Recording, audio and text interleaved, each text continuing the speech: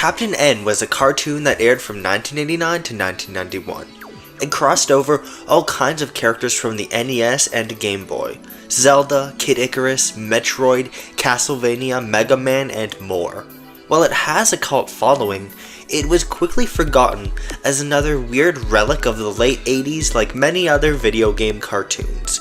But now, one broke college student is here to revive the concept for a modern cinematic universe format.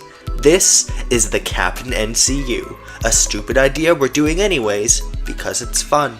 Welcome to my silly idea, where I imagine a cinematic universe based on Captain N the Game Master.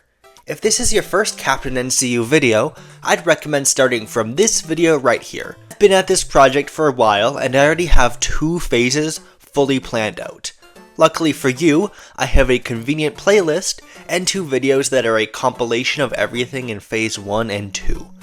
One day when I'm done with this project, maybe I can make a giant compilation of every video in this phase and have the ultimate thing to direct people towards that's like 20 hours long. If my computer can even handle the file size. There is one rule that everyone should keep track of. Only content from the NES, Famicom, or Game Boy made before 1992 is eligible. That's because the Captain N show ended in 1991, and this cinematic universe idea takes place in a weird universe where all Nintendo content and franchises on the NES ended with Captain N. Is it realistic? No, but I think it makes this project fun. I've already written out 23 movies, 2 TV shows, 1 video game, and 1 rival cinematic universe in previous videos, and this video will be the start of Phase 3, the penultimate phase of the franchise. This universe was largely inspired by the structure of the Are You Afraid of the Dark Universe podcast, which I highly recommend checking out. That podcast provides the model for the phases in this universe. The point is, Phase 4 will be something pretty unique like that podcast did. So Phase 3 will be some of the last opportunities for solo movies for all the main cast members of the Captain NCU. I have 3 movies to talk about today: Super Mario World, Bad Dudes, and Kid Icarus Angel Land. So let's get into it with my pitch for Super Mario World. So Kevin, where are you thinking of going for college? The movie begins in a flashback to the events of Super Mario Bros., the first Mario movie in the timeline, and the first Captain NCU movie overall. Kevin Mario is in his high school, Northridge High, somewhere in Brooklyn, and is in a classroom with his friends Stacy, Rick, Julius, and Romeo. Those last 2 names sound stupid. It's because they were made up by the Captain N fandom. I'm thinking Youngtown U. It's out of the city, but only a couple of hours away, he says. I hear that place is good, says Julius. Hopefully we'll still see each other once we're all in different places. The teacher interrupts the class to start the math class as we zoom out to see the street in front of the school. A giant crab poked its claw out of the manhole. Title card: Super Mario World. I explained this in my previous video, but you might be thinking that I'm not allowed to use the name Super Mario World since that game was not released on NES. You're mostly right, but also not right. I am allowed to take light inspiration from cartoon adaptations that were made of the various games represented in the Captain NCU. Since there is a cartoon called Super Mario World that was made before January 1st, 1992, and even aired alongside Captain N the Game Master, I'm saying that the name is allowed, but I'm not going to start adding a bunch of stuff from the Super Mario World SNES game to this project. Maybe I can have someone call Luigi Mama Luigi. Most of the reason I picked this name was just because the last Mario movie was titled Super Mario Land, so this is the natural progression. The scene cuts to the modern day in Brooklyn, New York. Pauline, the mother of Kevin, is sitting at a kitchen table in her home, which doubles as a headquarters for the Mario Bros. Plumbing business. She seems contemplative and deep in thought. She pulls out her phone and types in a message to her son, asking if he wants to meet her and the rest of the family for supper sometime now that he's away for college. Pauline hesitates a minute, with her thumb over the send button. Downstairs, Mario is dealing with a customer. He's a teenager who doesn't exactly look like he'd need much plumbing done, but Mario is greeting him with a smile anyways. Do the dance from TV, he snickers. Mario sighs and calls Luigi over. Luigi excitedly adheres to the kid's request while Mario join in. We're the Mario Brothers and plumbing's our game. We're not like the others who get all the fame. Both of them do the exact song and dance from the Super Mario Bros. Super Show to the teenagers' delight. He runs out of the building right as they finish their dance. I told you we never should have put that on the air. They're all making fun of us, Mario complains. Luigi chuckles.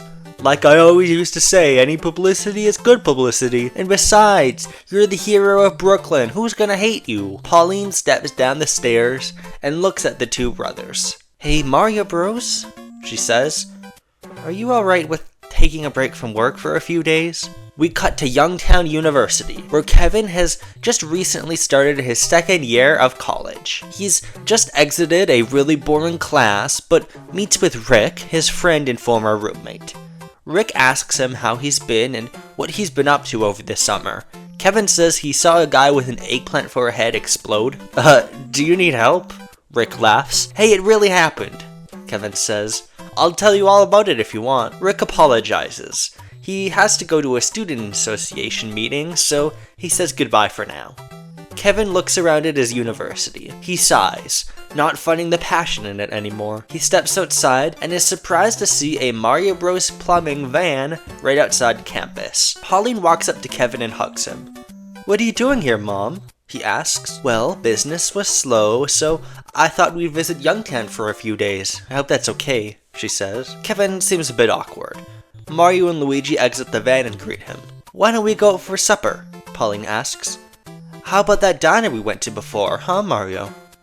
Actually, Kevin says, I hear the Mushroom Kingdom has opened up a new eatery. The scene then cuts to the Mushroom Kingdom, the place where Pauline was born, that is situated in the land of Magicant. The place is a lot bigger than it was the last time we saw it. The buildings are almost skyscrapers, and it's a lot more bustling, with toads scurrying about. There's a few buildings that are advertising companies. Spike Construction, Wart Co., Red Shell Enterprises. A Koopa resembling a Boom Boom enemy from Super Mario Bros. 3 seems to be collecting taxes, which is a little suspicious.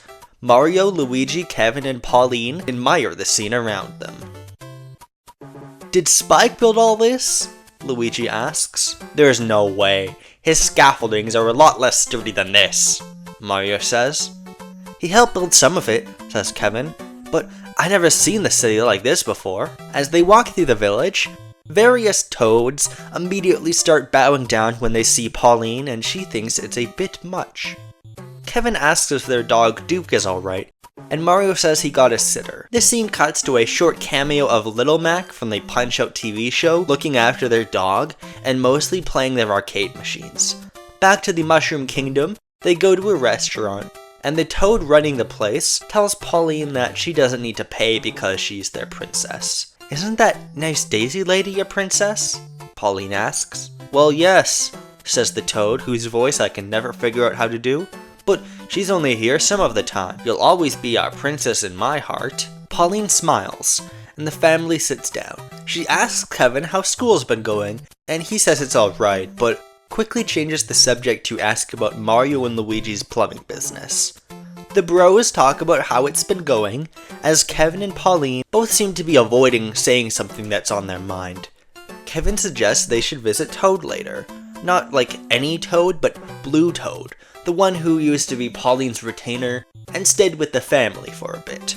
Pauline agrees, as Mario asks the waiter how they got the resources to build this restaurant. The waiter says it's because of funding from a company called Red Shell Industries, who are funding a lot of buildings in the Mushroom Kingdom. That's weird. I never heard of them, says Kevin. We follow the Boom Boom from before, as they reach a big fortress on the outskirts of the city, labeled Red Shell Industries, sack of coin in hand. They're stopped by a strange, short Koopa with blue hair who takes the gold for himself. This is Ludwig, one of the 7 Koopalings. Thanks for that, pal, he says. I've got to be going. A business meeting is about to start. Inside the fortress, All of the Koopalings are at a table, and at the head is Bowser. They're all Koopas who believe he's their king, and all 7 of them are pretty much always at his beck and call. If he says he wants his feet licked, they'll do it. I want my feet licked. They have access to a bunch of resources that they got through means we don't quite know yet, and have pretty much entirely set up Red Shell Industries for him to rule from. They're all mischievous, and have personalities that are about as close as we can get to the Super Mario Bros. 3 cartoon. They aren't really expressing their personalities now because they're all good business people, and are explaining what they've been working on. Boring stuff that Bowser isn't even paying attention to. He's just glad that he's on top after he was defeated in Super Mario Bros. And forced to work with the Mario Brothers and Captain N the Final Fantasy. In that movie, there's a bit of an implication that Bowser might be on the path to redemption, but here it seems like it's gone right out the window, as he openly discusses how he's gonna use the power of his company to take over the Mushroom Kingdom. Ludwig appears to be the leader of the pack, and he speaks up to tell Bowser that there was an issue collecting taxes and he might have to go take care of it himself. In my ideal fan cast, Ludwig would be portrayed by Weird Al Yankovic. Right now he's calm and collected, but he talks in a silly voice and is clearly a little kooky. I have fan casts for all of my characters, by the way. I'm not gonna restate them every movie, but if you want to imagine which characters are which actors, this is a list right here. Since Weird Al is cast in this definitely real movie, it means that everybody in the movie would have 1 degree of separation from O.J. Simpson. What? Bowser slams his fist on the table. Who dares interfere with the great king of the Koopas? Ludwig gives him a face and a name, as he hides the bag of riches behind his back.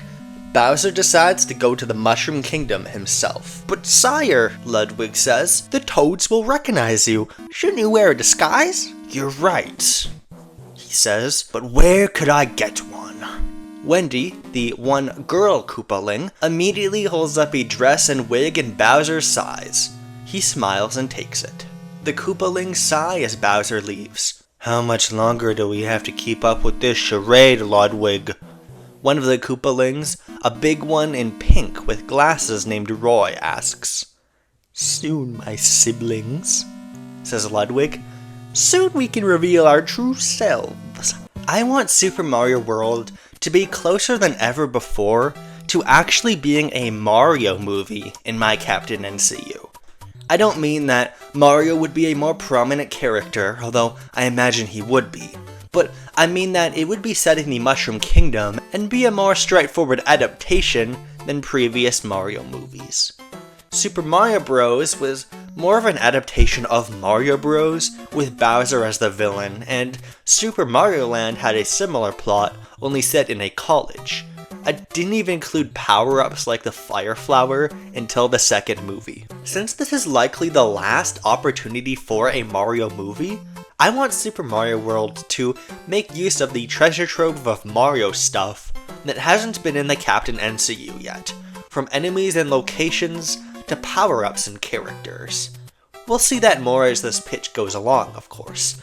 It is also the reason the Koopalings are characters. Weird Al Ludwig is their leader because for the format of this pitch, it works better if people can attach themselves to one of their villains in particular. I chose him because 1, he's cool, and 2, he's the last Koopaling you fight in Super Mario Bros. 3. Back at the Mushroom Kingdom, the family are walking down the streets and having a look around.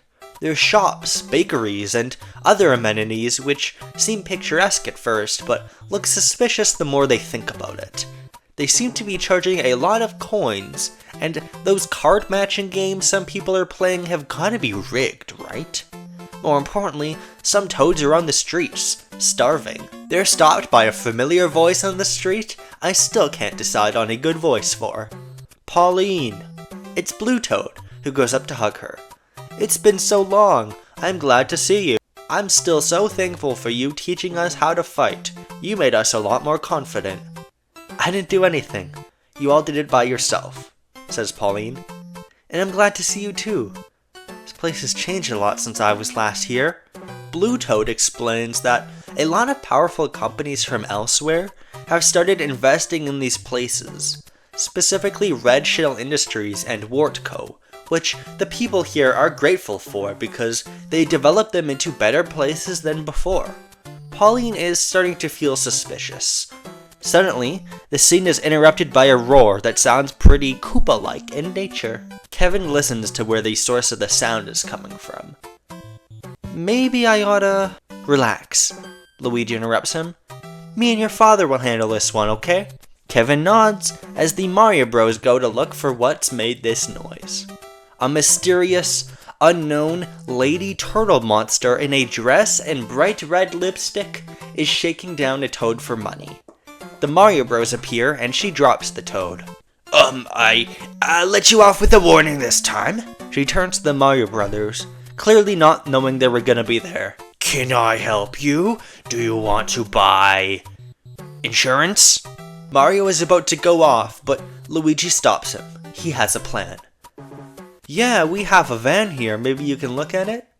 The definitely not Bowser Koopa, who just happens to be played by the same actor as Bowser, tries to talk her way out of it, but the Mario Bros insist she follows him to the Mario Bros plumbing van that's parked just outside the city.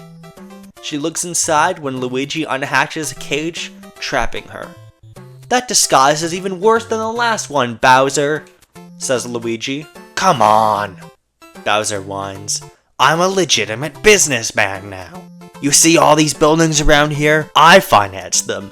Me.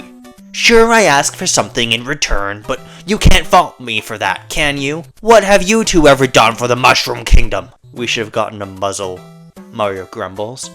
Back at the Koopalings fortress, a short Koopa with wild hair, Lemmy, is showing Ludwig Bowser's location on a crystal ball. It then flashes to show where Kevin is, completely unguarded. Ludwig laughs maniacally. We may begin. Kevin is talking with Toad and Pauline at the Royal Palace when a guard walks in, informing everyone that a bunch of Koopas have been spotted at the outskirts of town attacking the city. Kevin, Toad, and Pauline immediately run to see Boom Booms and Koopas in armor attacking the city and knocking out a bunch of Toads. Some are able to breathe fire all over the place, and some destroy buildings with hammers. They assume it must be Bowser out for revenge, but his army is a lot stronger than the Koopas he's unleashed before. Kevin says they can't fight without Mario and Luigi's tools, so they go to run over to where the bros are. Mario and Luigi see the invasion and hop in their van to follow the source of the carnage.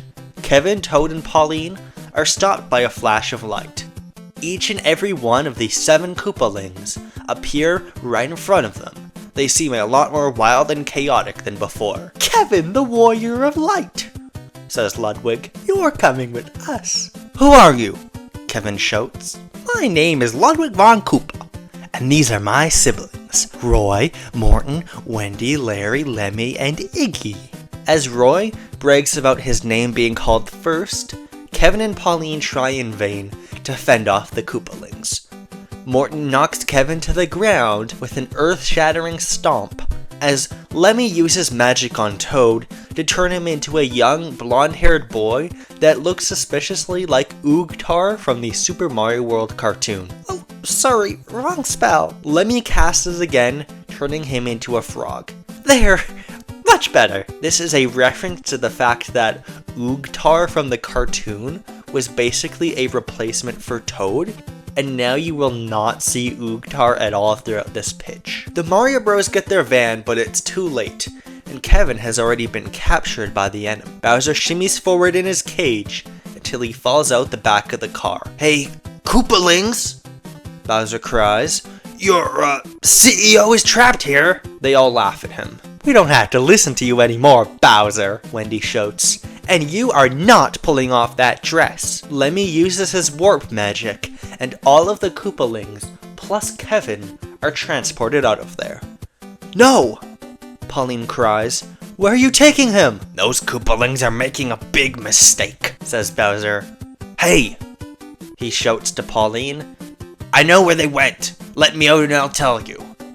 As if fire breath, says Mario. Pauline, let's take care of these Koopas now. Mario and Luigi fight off a few, and they're working well together, but in the end they're barely able to keep up with the numbers. Bowser tells the Toad that he will forgive his outstanding debt payments if he lets him out of his cage, so Bowser exits and is able to help the Mario Bros defeat the Koopas. Pauline stares at the destruction with tears in her eyes. I wasn't able to save him. Mario looks at her, then looks to Bowser in anger. I thought you were a changed Koopa, Bowser. You let all of this happen all over again. Look, I didn't want all of this, I swear, he says. Stop arguing, you two, says Luigi. Bowser, where did your little Koopa kids take Kevin? They're not my... Never mind, says Bowser. Our hideout is in the Dark Land. That's where the Koopas are from. It's, a long trip. You'd have to take a carriage or something to get there. Pauline goes up to Bowser and grabs him by the throat. Mario and Luigi chain him up. She glances at their van. We're going to rescue Kevin now. Bowser, if you don't tell us exactly where we're going with crystal clear precision, I'll make sure you can never have children again. I told you they're not my... Pauline glares at Bowser. Fine, he says. I'll provide directions, but only because you ask so nicely. Get in the van, says Pauline. The bulk of Super Mario World's plot will be a road trip movie. I think it would be a great way of showcasing a bunch of different environments in the Mushroom Kingdom, and having characters' emotions be a focus. The concept of a road trip movie in My Captain NCU isn't that original in and of itself, so I have a little bit of a twist on it that I'll get to later. I think Bowser is shaping up to be a pretty fun character to write, and I like the way his character arc went in Captain N the Final Fantasy, so I would want that to be a focus here too, as he has to reluctantly work alongside the Mario Bros once again. And Pauline is here again too. Kevin wakes up in a pristine white room surrounded by the 7 Koopalings. He tries to fight, but they quickly tie him up with a giant chain. He tries to use his powers to teleport himself back to Earth, but Ludwig tells him it won't work, as he motions for him to look outside a big window. Kevin is completely astonished to see that he has been transported to a giant palace that looks like it's in the underworld. The palace is completely white, without a single blemish on the wall. It is untouched by the ravages of time, and unlike any of the wonders Kevin has seen before. The underworld-like area they're in is a dark, harsh cave environment, with rivers of lava and patches of skulls. Ludwig explains that this is the Dark Land. It used to be the domain of chaos, and it's the realm where all Koopas and other demons of chaos were born. Some people call it the Stygian Abyss. There's armies of Koopas, Goombas, and Shell Creepers, and even tanks in front of the castle, resembling the wooden ones from the Darkland levels in Super Mario Bros. 3. Despite this massive army being intimidating, the Koopalings seem ashamed of this display, like the army is just a shell of what it used to be. Pun intended. Ludwig explains that this is Castle Pandemonium. Thousands of years ago, it was ruled by Mateus, the first person to ever be a Lord of Chaos. Koopas dutifully served Mateus until he was defeated by the first Warriors of Light, who were Lephanes. Now, ever since Chaos was reborn in another world, the Darkland has been in decline, and it's only a matter of time before the Koopas go extinct. But before Mateus was defeated, he kept all of his energy in one object, the treasure of Mateus. It was sealed by the Lephanes, somewhere on the surface, but only a Warrior of Light can reach it. They want Kevin to open it up for them, and then they'll be able to reclaim their place as the rulers of the world, just like Mateus wanted. Kevin realizes he's pretty much in hell as Ludwig has him walk down the hall. We get a brief cutaway to the Koopalings' army, where something zips by and places a bomb into the gun of a tank, blowing it up. The Koopa army doesn't even notice at first, and is caught off guard as their machine blows up. We see this speedy little thing is a cute little green dinosaur you may recognize as Yoshi. He's being ridden by a cool looking mouse with glasses who rides him like a motorcycle and does the Akira slide or something. This is Mouser, and he runs past the Koopas who are scrambling to take him down right towards Castle Pandemonium. Yoshi should be the most obviously marketable part of the movie, to the point that it's a little bit distracting. I had to be very careful about how Yoshi is implemented in this movie, because while he did have his own game on NES, a lot about him comes from Super Mario World SNES game. I am saying that this is okay because of what I am deeming the concept art loophole. Every Mario movie so far has foreshadowed a lot about what the future of the phase will be. Super Mario Bros. Was about Bowser and set up chaos, Super Mario Land set up aliens, and now Super Mario World will set up Phase 3 being a more complicated, era-spanning fantasy story than Phase 1 was. That's not all Phase 3 is gonna be about by a long shot, but as of now, it's something I'm considering will be big. The lore here is pretty important because we learn that before people like Garland and Dracula served Chaos, there was someone named Mateus who was his lord, and a series of older warriors of light who defeated him. It's only the beginning of Phase 3, and already the Captain NCU fans might go a little crazy for the lore. Mateus and Castle Pandemonium are both from Final Fantasy II, showing that my love of implementing Final Fantasy stuff into the Captain NCU hasn't ended quite yet. I'm only really gonna make background elements of this movie connected to Final Fantasy, so that way the main story can remain a Mario story. There are some instances where I recontextualize or give a name to something from Mario to make it connected to Final Fantasy, as we'll see in a bit. In Final Fantasy II, you literally went to hell to fight the bad guy Mateus, but here I repurposed it to be the Dark Land from Super Mario Bros. 3, a location that's also where Chaos used to reside in my lore. It is kinda crazy how much the Dark Land from Mario resembled hell. The Koopalings lead Kevin to a giant hangar outside Pandemonium, where a huge airship, the Dreadnought Saber, is being stored. It's basically got the exact design of the airships from Super Mario Bros. 3, complete with a bunch of cannons at its sides. "Ain't she a beaut?" asks Morton. "I bought her myself from an old man named Sid. He wasn't very cooperative, but we found a good price." He slaps the ship. Morton is basically the mechanic, making sure the ship is operational. Ludwig brings Kevin on board and asks all of the Koopalings if they're ready to depart, but first, Wendy says she has to pack clothes for the trip, and brings a giant wardrobe, which makes everyone groan since it takes so long to carry. Kevin takes a glance inside, and it looks like there's a frog costume in there. I promise there's a plot reason for this, and the joke isn't women pack too much clothes. The mouse intruder zips past angry Koopas in a flashy badass sequence, and Yoshi even gobbles some of them up. He enters into the wide doors of Pandemonium and runs through the hallways, dodging Koopa's hammers and boomerangs, and doing sick flips off of walls and shit. Meanwhile, the Dreadnought Saber, which, yes, is a name that comes from Final Fantasy II, lifts up and is about to soar through the ember-filled air when Mouser and Yoshi hop on. Before the Koopalings can do anything, he grabs Kevin and puts him on Yoshi's back.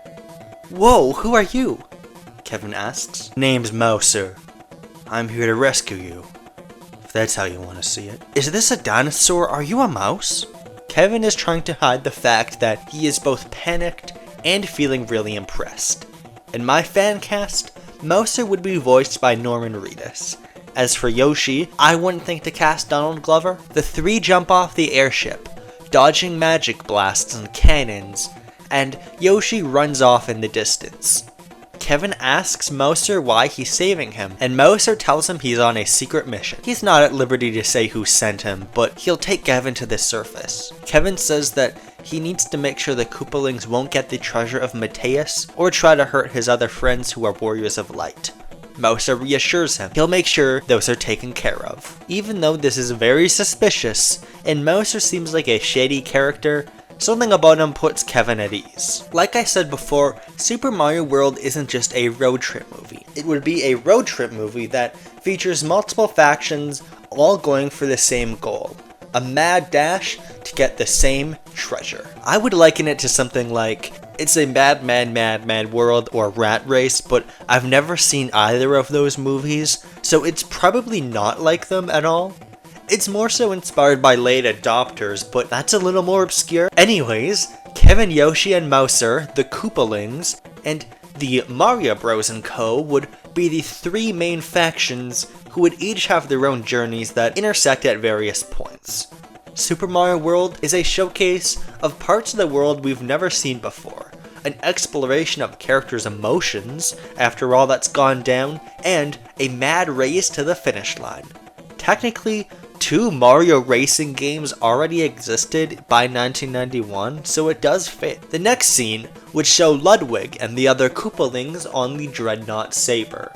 Ludwig is angry over losing Kevin, and the other Koopalings are storming around the place. They're all acting like immature children, and no one's even able to say a word. Ludwig yells stop, and gets Lemmy, their resident magician, to use his crystal ball spell.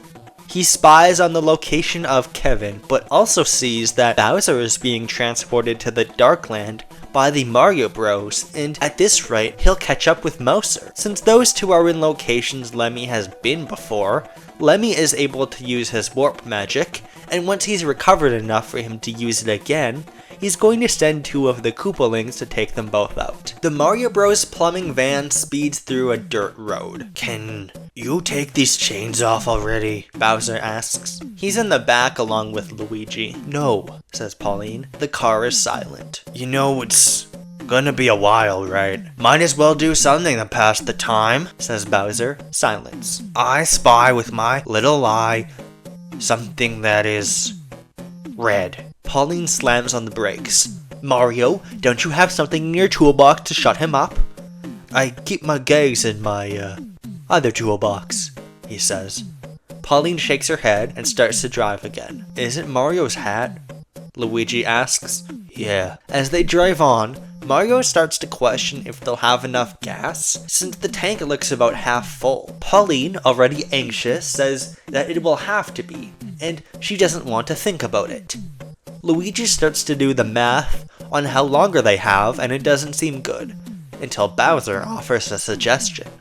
In a nearby desert, a few hours away, there's something called the Sunfire that was said to be a star that fell to Earth. It can power any machine for almost a week if the price is right. The gang have no idea what that means, but they decide it's their only course of action.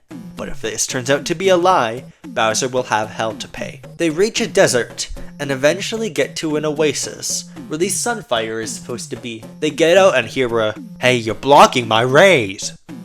They look up to see a very angry looking sun floating just above the palm trees. There would be no explanation for this thing's actual existence. It would just be an angry sun. He tells them to go away, but Bowser uses his supreme bargaining skills to get the sun to work for them. The sun eventually relents and floats right into the gas tank of the van. To Pauline's surprise, the van's gas tank is completely full. Before they can get back to the car, a crowd of Koopas appear around them. A bunch of Boom Booms and 2 of the Koopalings, Wendy and Lemmy. They tell the group they won't be escaping. Mario, Luigi, and Bowser beg to differ. An action sequence plays out where Wendy seems to provide all of the Koopalings with magical costumes that give them abilities. Some of them can throw boomerangs, hammers, or fire thanks to the costumes. Mario and Luigi pick up on this and go to Wendy's wardrobe. Yes, the Mario 3 power-ups are getting properly incorporated. Mario gets a raccoon costume that allows him to deflect enemy attacks and glide in the air. He kicks ass. Luigi's frog costume would be less helpful, but he still kicks some ass. Mario was in a bit of a funk earlier, so I want this to be a nice sibling bonding moment, where Mario gets back into the groove he was in before with Luigi helping out. They knock Wendy down. Bowser takes out a few Koopas, but not before one of them flips the car on its side. Lemmy hits Bowser with a magic blast, but it only turns him blue in a look that references Bowser's brother from the Famicom Disk System Super Mario Bros. 2 from Japan. I don't think I've even referenced that game yet. Bowser laughs at this pitiful attempt at magic, and asks why the Koopalings betrayed him. Lemmy tells him He will never be the king of the Koopas. He is just a turtle with an ego who thinks he's better than everyone, and only the real denizens of the Darkland should rule. Bowser takes him out. The ambush is fought off, and Lemmy teleports himself and Wendy away. These magic power-up costumes could come in handy later. Pauline is almost in tears on the ground. Mario sees her and goes next to her to comfort her. She reaches out her hand and Mario takes it. She never panicked like this the last times Kevin was in danger, so Mario understands something is up, but he doesn't ask about it. Bowser, with great effort, picks up their van and puts it back on its side. It's actually pretty badass. Luigi thanks him, and Bowser smiles. You know how people ship Luigi and Bowser because of the Illumination Mario movie? Not saying it's something I will play up here, but I'm just saying some people might also do that in this universe. Pauline tells Bowser he can be in the car without a chain now. Mario nudges Pauline and looks to Bowser. The only person Pauline will tie up is me. Okay, Mario, they get it. The four go back in the van and settle in. The mood is less drastic than it was before. At some point, Mario will ask Bowser why he can't just summon an army of Koopas like before, and Bowser will say that dark magic has been waning lately. His illusion magic was never super strong to begin with, and it wouldn't be very effective if he made his army now. We get a cutaway to the Darkland. One of the Koopalings, Roy, is lying knocked out on the ground as Mouser and Kevin just stand around. Kevin is shocked and impressed at the really cool fight scene that just happened here. Yoshi is about to eat him up, but Mouser stops him. A bird flies near, and Mouser writes a note and gives it to the bird. Kevin doesn't see the part where it says "to Wart" on the front. The bird flies off, sending him the message, and as Mouser sees the Dreadnought Saber creeping in on the horizon, he tells Kevin to get back on Yoshi, as the two run off in the other direction, dodging the Dreadnought's cannons. You know, says Kevin, I saved the world once. 3 times, actually. Really? Yeah. One was from a giant brain from space.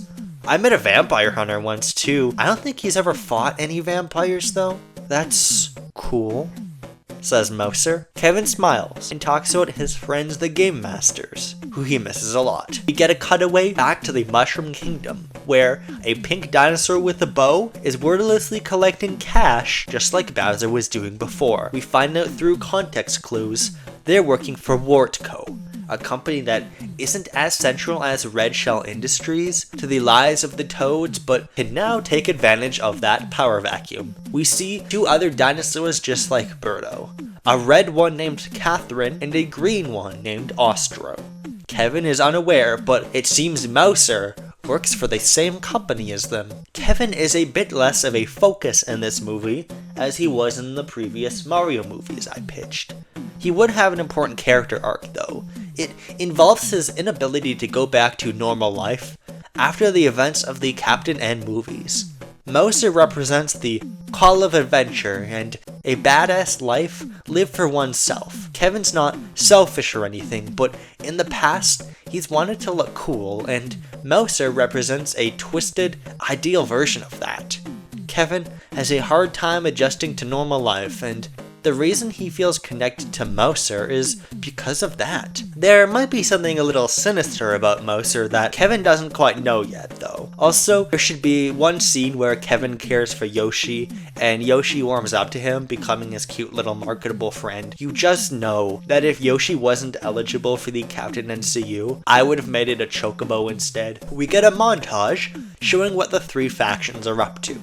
The Koopalings are annoyed at losing Kevin. They are a disorganized mess, not knowing how to proceed, but Ludwig is trying to get everyone to plan ahead nonetheless. Mario is cheering Pauline up on their long car ride, as Luigi and Bowser are starting to get along, and they're going through all kinds of locations from the Mushroom Kingdom. Kevin is talking to Mouser as he runs through Darkland. Every time Yoshi gets tired, he simply eats more Koopas. Kevin and Mouser stop at a giant pipe, which Mouser says leads to the surface. Mario, Luigi, Pauline, and Bowser reach a giant pipe on their end, which is on a beach. It's dark, and the moon glistens against the surface of the lake. There are a bunch of islands in the distance, and they're mostly all connected by bridges. Bowser says that they've reached their destination. The Darkland is on the opposite end of this pipe. Kevin and Mouser enter the pipe, and Kevin immediately looks upwards. They're in a giant silo, and the top of this giant pipe is so high up, Kevin can't even see it. The whole place is empty save for one small rickety elevator leading right upwards. I'm kind of struggling to give the picture in my head, so just imagine that one level from World 7 in Super Mario Bros. 3 where there's a bunch of invisible blocks you take upwards. This is my way of representing Pipeland, which I always found to be a really interesting location in Super Mario Bros. 3. There are a few piranha plants and nibblers around, which Mouser tells Kevin to avoid. The two get on a rickety elevator going above, divided by a thin layer of blocks from the elevator going down. Mouser tells Kevin that once they reach the place they're going, Kevin can't look backwards, no matter what happens. Meanwhile, the Mario Bros. Group parks their car and heads down the pipe.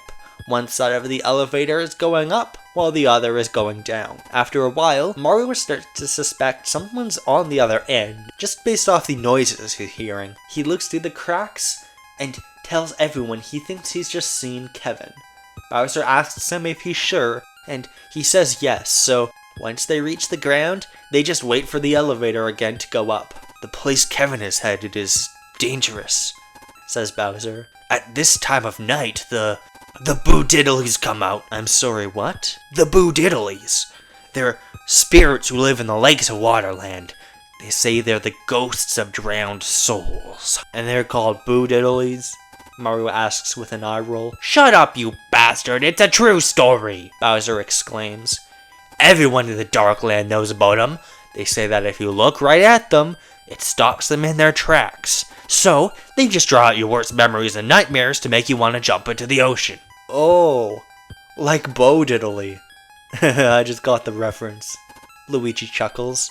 Bowser sighs. The Boo Diddlies are just the Boos, but they were genuinely called Boo Diddlies in Super Mario Bros. 3. We get a brief scene of the Koopalings back on the Dreadnought. "Should we, take the elevator?" Morton asks. "No. Lemmy, you warp us when your magic is returned," says Ludwig. "Those Boo Diddlies are a real bummer." Mouser and Kevin reach the surface. "Oh man, what a relief it is to finally be breathing fresh air again," says Kevin. "I understand your powers as a warrior of light work here on the surface," says Mouser. "But I'd recommend against trying to leave." Okay. Yoshi runs through Waterland, past a bunch of bridges. Mouser is focused, while Kevin finds his eyes drifting around the place. He tries to remember to just look forward, but as he begins to hear the voice of his friends and family, his Orphean task becomes more difficult. He drifts his eyes, and the scene flashes through a bunch of his memories. At first, it's archival footage of his low moments where he feels like he's failed in Super Mario Bros., Super Mario Land, and the two Captain N movies. But then, it twists into being really trippy visuals of his friends from his world being twisted into abominations as the terrain around him shifts. It imitates the destroyed wastelands he's wandered through in Captain N the Final Fantasy. His old world is forcibly taken away from him, leaving this new, strange one. He sees the Game Masters, Mega Man, Pit, Simon, Soleil, Samus, and Lana dead as Mouser snaps him out of his trance. They go to one large suspension bridge, leading to an island in the distance, as a bunch of boos they speed past laugh in the distance. Meanwhile, the Mario Bros. Plumbing van speeds past the same areas Mouser and Kevin went. Bowser has told everyone this is where Kevin will likely be. Mario is the first to give in to the temptation to look outside. He hears noises and then sees visions of an old job he and Luigi used to have as carpenters. He and his boss Spike are disagreeing over something, and Mario yells at him and slams the door in his face. Spike is a grumpy old man, but Mario seems genuinely bitter and spiteful in his young age. Spike seems sad at seeing his apprentice leave like this. Bowser knows what the Boo Diddlies are capable of and tries to snap Mario out of his trance. But Bowser gets a vision of himself in a cave, hungry and destitute. You Koopas were once proud and loyal under Mateus, the first Lord of Chaos, a voice says. I am the third Lord of Chaos. I have the power to make your people great again, with you as king, Bowser. It's Garland, looming over Bowser, his subject. This is the moment where Garland originally recruited Bowser as one of his 4 fiends, and now it's a moment that haunts him. It's the moment that started this whole mess after all. The two are snapped out of their trances by a bump on the road, but now it turns out that Pauline is affected by the booze. In a horrifying moment, no one can do anything to save her as she gets put in a trance. The Boo Diddlies are laughing the whole time. Pauline thinks to all the moments where she was alone in their house, not knowing whether her son, husband, and brother-in-law were dead or alive. As the nightmare goes on, she stays trapped in her house forever and ever backroom style with no word of the outside, just hopelessness and isolation. Pauline drives the van off the bridge. In an act of quick thinking, Luigi grabs a frog suit and gives one to Mario. The two help Bowser and Pauline out of the sinking van, as the ghosts are scared away by the angry sun who comes flying out. It's enough to drive them off, but the angry sun is fucking pissed, so it goes back to the desert. I can't believe this is a genuine plot point. I love writing fantasy worlds with low magic systems. You can just do shit. The group collapses right in front of the suspension bridge. Are you okay, Pauline?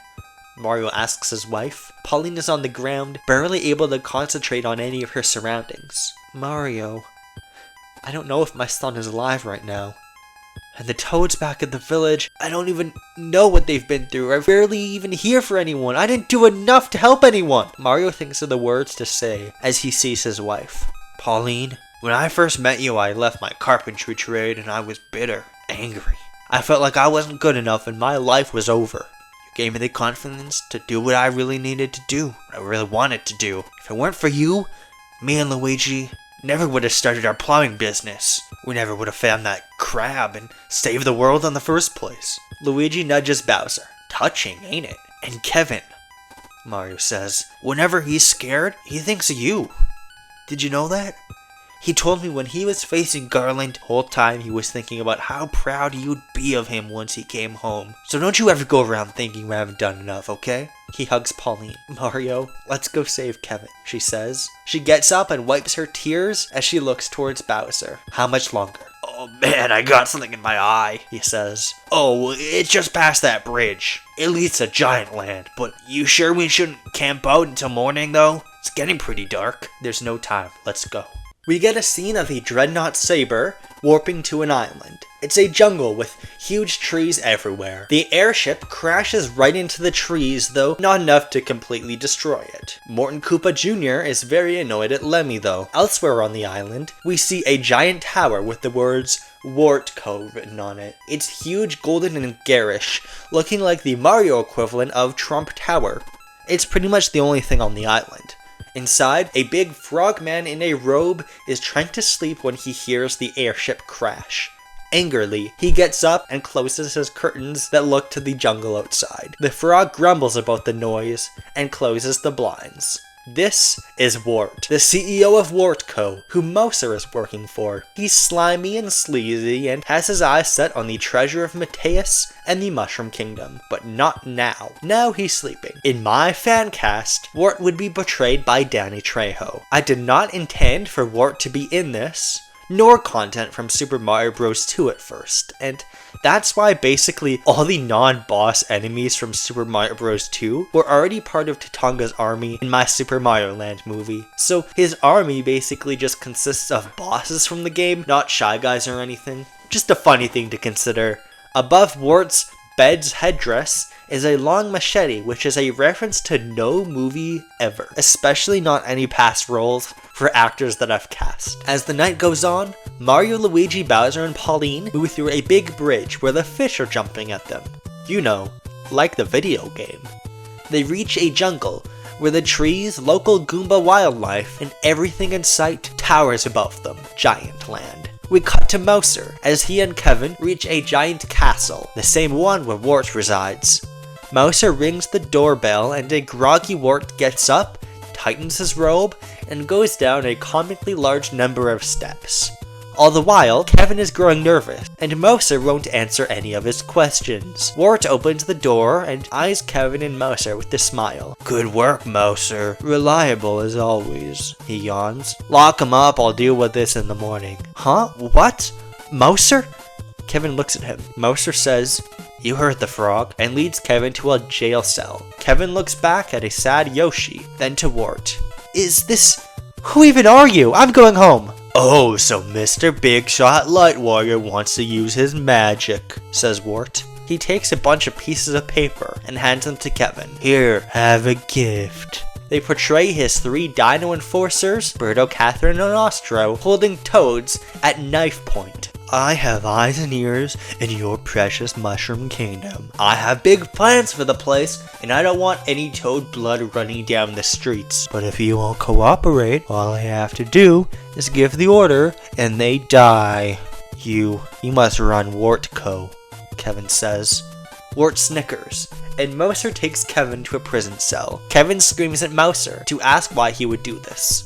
"I like you kids, so I'll give you an answer," says Mouser. "Wart paid me, that's all. He needs a Warrior of Light to unlock a weapon hidden on this island, and you fit the bill. He's gonna sell it to the highest bidder, and with the funds he'll take his place as ruler of the Mushroom Kingdom. By this time tomorrow, every toad will be relying on Wartco, and the treasure of Mateus will be in the hands of some rebels in Hyrule, or a breakaway sect in Acadia.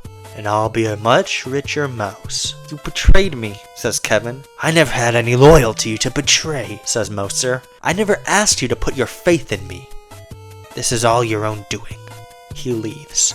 Mario's group make it to around where Wart's palace is, and as the sun rises, a familiar green dinosaur runs up to them and urgently tries to signal something, like Lassie telling them someone fell in the well. When they ask the dino what's going on, Yoshi draws a crude image in the sand of a boy resembling Kevin trapped in a cage. They realize that Kevin is trapped in Wart's palace and make a plan for how to proceed until rustling is heard from the bushes. "Stop, don't go anywhere." It's Larry Koopa, surrounded by the 7 Koopalings besides Roy. He's holding a bullet bill cannon pointed right at the group. They put their hands up. "Larry, stop." It's Ludwig von Koopa again. Ludwig gives the Mario Bros, Pauline, and Bowser a terribly acted apology and says that he wants to offer them some of Wendy's magical clothes to help them rescue their son. What? "No, I don't," says Wendy. "Wendy wants to offer you some magic clothes to help you rescue your son." Ludwig enunciates every word. Wendy gets it. "Oh, yeah, to help you rescue your son," she says. "Wait, hang on, isn't that the opposite of what we want to do?" asks Iggy. The Koopalings argue, as Bowser realizes their power-ups could be helpful. "We'll take them," he says. This next part would be a big prison break scene that a more talented author could come up with, but also, Jesus Christ, this pitch is 20 pages already. Bowser, Mario, Luigi, and Pauline make a plan where Mario will use a flying magic cloud outfit to scope out the area, Luigi will use a hammer suit to break down doors, so Pauline can sneak through the place and rescue Kevin. In case anything goes wrong, she's wearing a really cool set of armor, resembling an Onion Knight from Final Fantasy III. The NES Final Fantasy III, that is, and we're gonna sell merchandise of this. At one point, Mario and Luigi are spotted, so they do their Mario Bros plumbing dance to distract the guard enough to take them out. The plan is a success, and in a sweet moment, Pauline finds her son, hugs him, and explains everything as the two sneak out of there. Bowser is supposed to be standing guard, but he doesn't notice Ludwig creeping up by the castle's doorway with a brown bag ready to kidnap Kevin. Before he can strike, Yoshi runs up and chomps on Ludwig's hand, causing him to drop it, and alerting Bowser to their presence. The Mario Bros reunite with Kevin and have a sweet moment as Bowser holds Ludwig in his hand. The other Koopalings are swarming around Bowser, begging him to put him down. "Wait, Bowser is here?" Kevin exclaims. "Bowser, are you having a change of heart again?" "Don't call it a change of heart," Bowser groans. Just then, there's a big explosion and smoke fills the air. Wart grabs Kevin and pulls him to the side with a machete pointed at his throat. Bowser holds a bomb and points it at everyone, telling them not to move. "Put my son down, you fat frog," Pauline yells. "Wart!" says Ludwig. I didn't know you were here. The treasure of Mateus is ours. Stay away. You know, says Wart. I need Kevin alive, but I don't need him in one piece to open up the treasure of Mateus. He runs his hand on the back of Kevin's hand, in a faded spot where his Triforce mark used to be during the events of Captain N the Final Fantasy. All I need is... In a quick motion, he slices right through Kevin's bone. Kevin is lying on the ground, with his arm bleeding, as Wart proudly holds up Kevin's severed hand.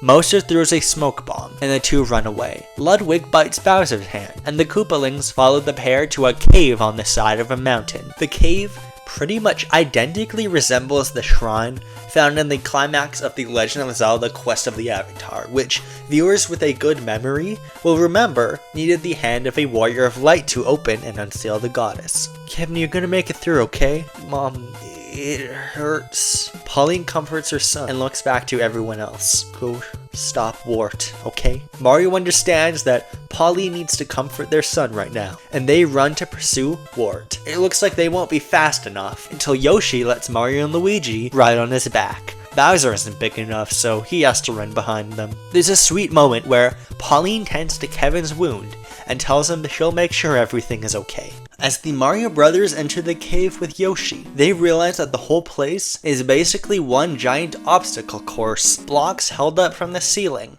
and pathways made of stone they need to jump across, leading down into an abyss. This is a mad dash where they'd have to race against the Koopalings, and it incorporates a bunch of platforming like the games.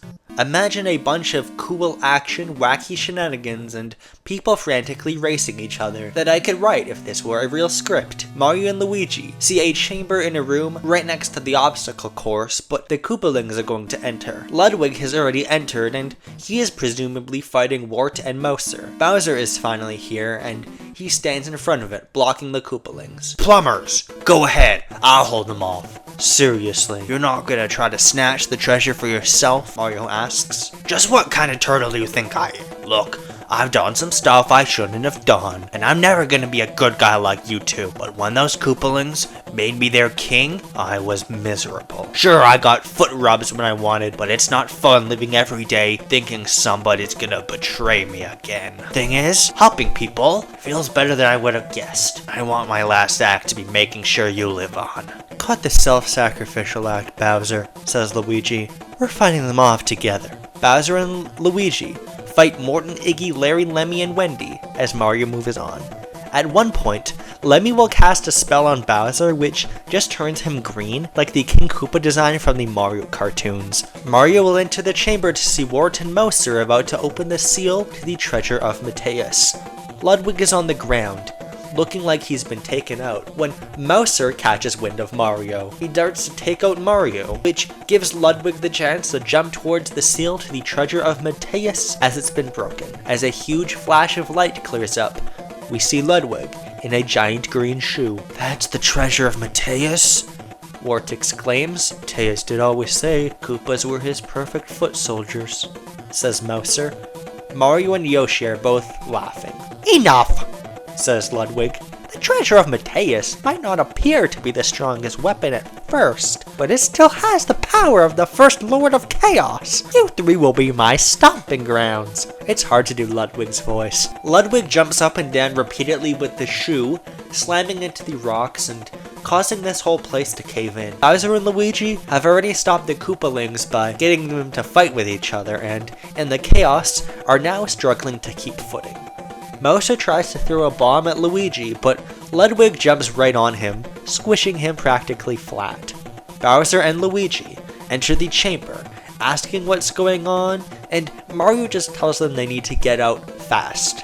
As the cavern crumbles, we see that it leads right down into Darkland. Anyone who falls into the abyss will surely die. Ludwig recklessly stomps everywhere, more and more as the good guys escape with Yoshi's help. Think like the ending of Indiana Jones and the Last Crusade, but instead of a holy grail, it's a shoe and there's a dinosaur. Wart will be crushed by a falling rock, causing his head to fling off his body right onto Bowser's shell as he's walking away, which is of course a reference to Tortuga's death in Breaking Bad. In the end, the chaos is too much for the place to handle, and our heroes, plus the 5 remaining Koopalings, just barely manage to escape. Ludwig and Mouser plummet to the depths below. Bowser captures the remaining Koopalings and forces Lemmy to use a spell to cauterize Kevin's wound. "I'm sorry I let this happen, Kevin," says Pauline. "We all should have been there for you, and I know we weren't enough." "Mom, this isn't your fault," says Kevin. "I've been in this world enough times to know that as long as I'm a warrior of light, people are gonna be gunning for my head. Or my hand. I can never truly live a normal life again. But I have you. I have you and Dad and Uncle Luigi and all my friends. They can never take that away from me." "Kid's a real hero, you know that," Bowser says to Mario and Luigi. Aww, they smile. As the morning sun rises over Giant Land, the group hijacks the Koopaling's Dreadnought Saber and fly back to the Mushroom Kingdom. The day is saved, but Kevin is still anxious that Wart's dinosaur minions might try to hurt people. As the group goes back to the Mushroom Kingdom though, all of Wart's minions have been rounded up by Daisy and Simon Belmont. The minions along with the Koopalings are arrested. Daisy is the acting princess of the kingdom technically, but Simon and Daisy have been spending lots of time in England, so they haven't been able to visit the Mushroom Kingdom much, which is why it's fallen into a state of corruption. Toad is turned back and tells everyone he'll work on doing a better job of recognizing corrupting influence on his kingdom. Everyone says their goodbyes, and Pauline even says that she forgives Bowser despite everything he's done. Yoshi really wants to go home with Kevin, but his dorm doesn't allow pets. Daisy says she'll pull some strings at the university to allow him as an emotional support animal. Mario, Luigi, Pauline, and Kevin say goodbye to their friends and go home. In the next scene, Pauline tells Kevin that she and the Mario Bros will go home to New York City tomorrow. She recognizes that she'll always be anxious about Kevin leaving home and just has to accept it. Kevin tells her she can stay in Youngtown as long as she wants, and they hug as the scene ends. In the next scene, a few days have passed and Kevin is told by a professor that, regrettably, he can't accommodate Kevin in his computer science class because of the whole losing his arm thing. Kevin says he understands and leaves. He seems depressed and doesn't know what to do anymore. Rick shows up and alongside him is Lana, Kevin's girlfriend. "Lana, Rick, what are you two doing here?" "I heard what happened, Kevin, and I wanted to come here to see if you're doing alright. I saw Rick and remembered him for that time we all fought Tonga, and he told me you'd be here. Is your hand—" "What hand?" Kevin holds up his arm, a stump covered in bandages at the end. "It doesn't hurt, so that's good." Kevin talks with Lana as Rick awkwardly interrupts to tell Kevin that he invited some people here. It's Kevin's friend, who were established way back in Super Mario Bros. Stacy, Julius, and Romeo. Kevin is happy to see them all, and Rick asks if they can all go out somewhere to eat. They walk away together. Kevin is unsure but knows he has friends he can rely on in this new phase of his life. Also, Yoshi is here. The end. Super Mario World is a movie about redemption and what happens after saving the world. Pauline is worried that she hasn't helped her son enough, while Kevin is starting to worry that he can never go back to his old life. Their resolutions aren't that their problems will go away, but together, they learn to live with it with the help of the people they love, not just the people who will tell them what they want to hear like Mouser. Bowser is also fully a good guy now. I played around with the idea of him getting a redemption arc before, and now I'm ready to say it. Bowser has been redeemed. His acceptance of heroism will contrast with Ludwig, Mouser, and Wart, whose arrogance was their own undoing, and they get punished for not staying loyal to their friends and loved ones. The movie maybe got a little dark and violent for a Mario movie at the end, but it would probably at least still be PG-13, and I think it's silly enough to work within the comedic tone of the movie. I will also make sure Mouser and Ludwig's bodies aren't shown, not to be too mean, and to maybe leave their shot at a future appearance open. I will say this is a movie where shit just happens sometimes. There's ghosts, angry suns, and dinosaurs because it's fun. Phase 3 can confidently display its weirder elements from the source material. The casting definitely gets a little silly me here. I also found out while recording that the mechanisms for how the Boo Diddlies work is literally just the exact same mechanics as one of the stands from JoJo's Bizarre Adventure Part 9, so oops, I stole that, I guess. What I wrote was hopefully not completely illogical, and some of it, like Mateus and the Dark Land, are actually crucial bits of lore I plan to use as the series goes on, but for the most part, it gets silly in a way I think would be fun, and judging by the length of this pitch, you could probably tell I had fun. I thought it was pretty refreshing to see Mario, Luigi, and Pauline in actual leading role, and I liked writing them with a ton of lines.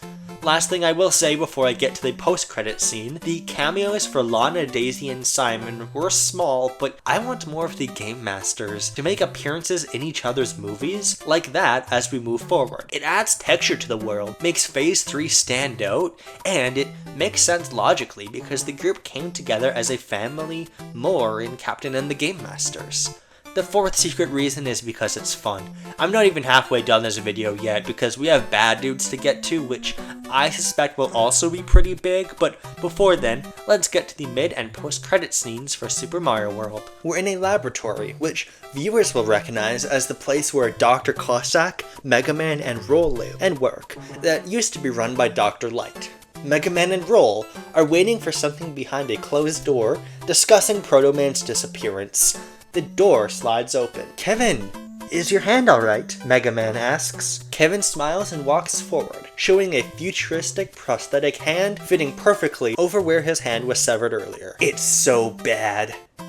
In a good way, Kevin says. Dr. Cossack walks out of the room. This next part didn't seem super necessary to me, but Kevin presses a button on his arm, which causes a hatch to open, and a game controller pops out. It's got Bluetooth and motion controls. He points his arm forward with determination, and it's got the capabilities of Samus's Ice Ray built in. Whoa, that's so cool. Reminds me of Rad Spencer, says Mega Man. I remember Rad, says Kevin. He was a pretty bad dude. Kevin's new hand bears obvious resemblance to the infamous Power Glove, which wasn't technically an accessory produced by Nintendo, but it is eligible for this Captain NCU on basis of technically being NES content licensed by Nintendo, made before 1992. Post-credit scene. We see a dark Gothic-styled mansion in England where Simon, Daisy, and Soleil are. This is the Belmont Manor, and this post-credit scene is following through on the plotline at the end of Captain and the Game Masters, where they went back to the place to sort out the Belmont's affairs. We then cut to a golden ring on top of a pillow, and as the scene zooms out, it turns out that this is in a box in Simon's pocket. He and Daisy are by a cliff overlooking the English seaside. Simon speaks up. Daisy, there's something I want to tell you. Yes, Daisy and Simon are gonna get married, but I don't care. Okay, let's talk about the Bad Dudes movie now. The movie opens on a crowded venue where a politician is in the middle of giving a speech. He has a dignified but approachable look to him. In my fan cast, he would be portrayed by Tom Hopper, most known for playing Luther in Umbrella Academy. He also played Albert Wesker once. Through banners flying next to his podium, we see that this politician is named Robert T. Sturgeon.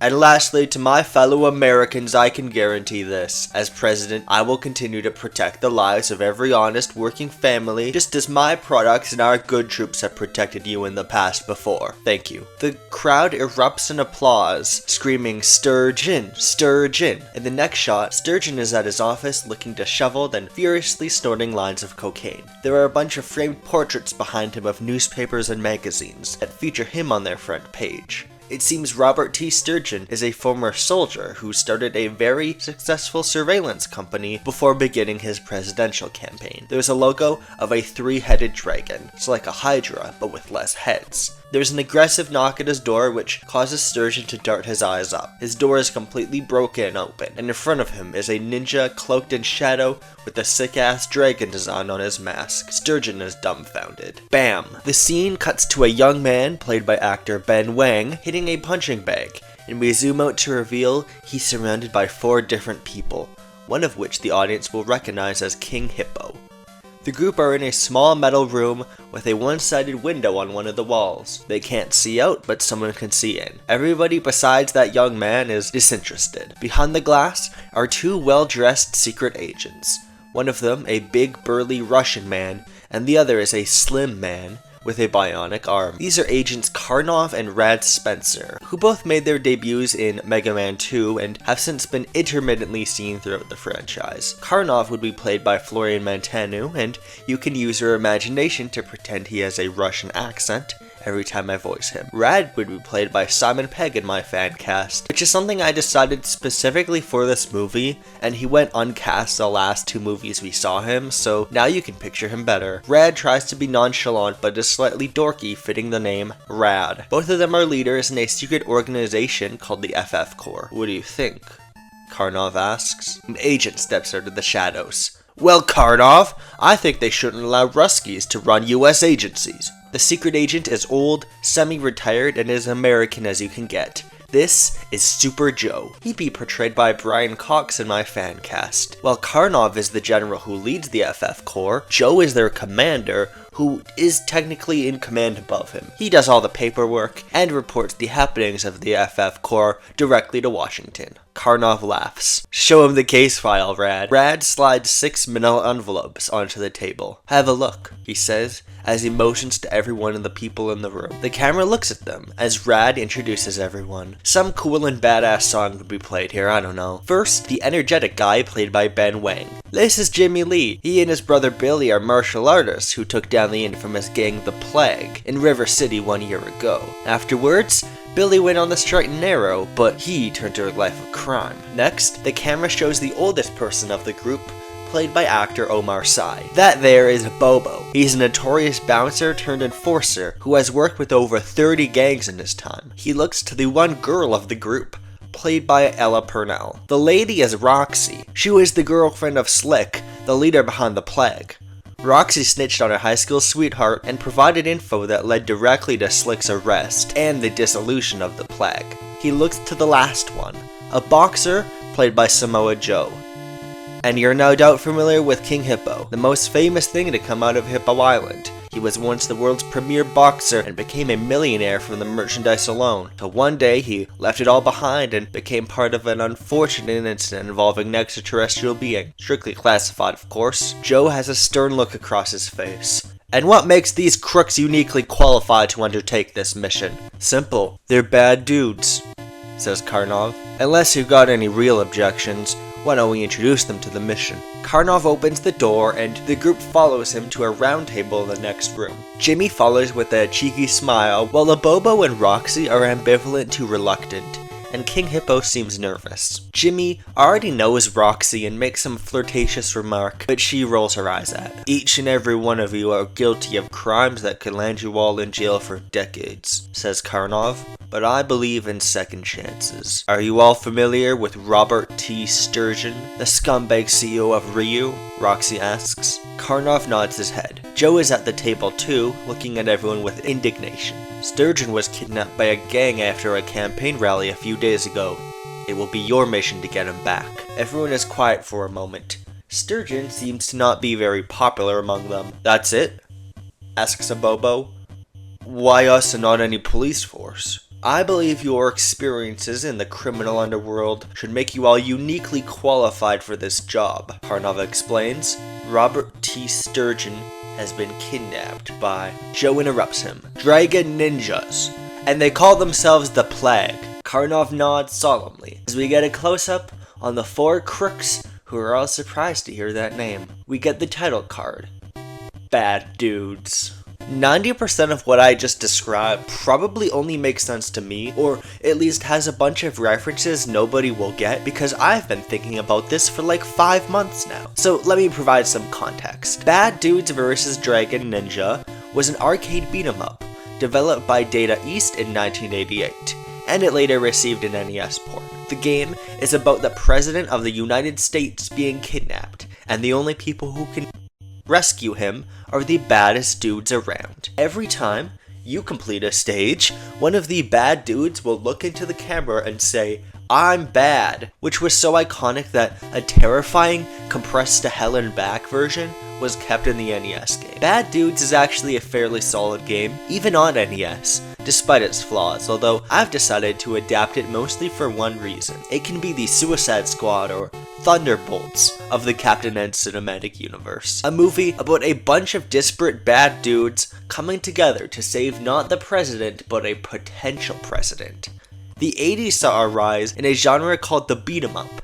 And on the NES, most beat-em-ups used ultra-powerful gangs as villains, so Bad Dudes is my way of merging them together and representing a bunch of different beat-em-up series, and series in general, for a crossover movie. A lot of 80s beat-em-ups shared similar imagery, so it's easy for them to be combined together and exist in the same universe. Two series I have in my film pitch, Double Dragon and River City Ransom, were even merged together once Arc System Works eventually acquired them both. I've already represented like at least 5 different NES series in this opening scene alone, and I don't need to, but because I'm such a freak for giving context and talking about stupid Nintendo games, I'm going to explain them character by character, just like Rad Spencer did. Karnov is from a Data East arcade game called Karnov, and the character has kind of become a mascot for the company, even appearing in Bad Dudes as a boss. Despite being an evil Russian strongman, he is the hero of the game Karnov, and I figured for a movie about bad dudes getting a second chance,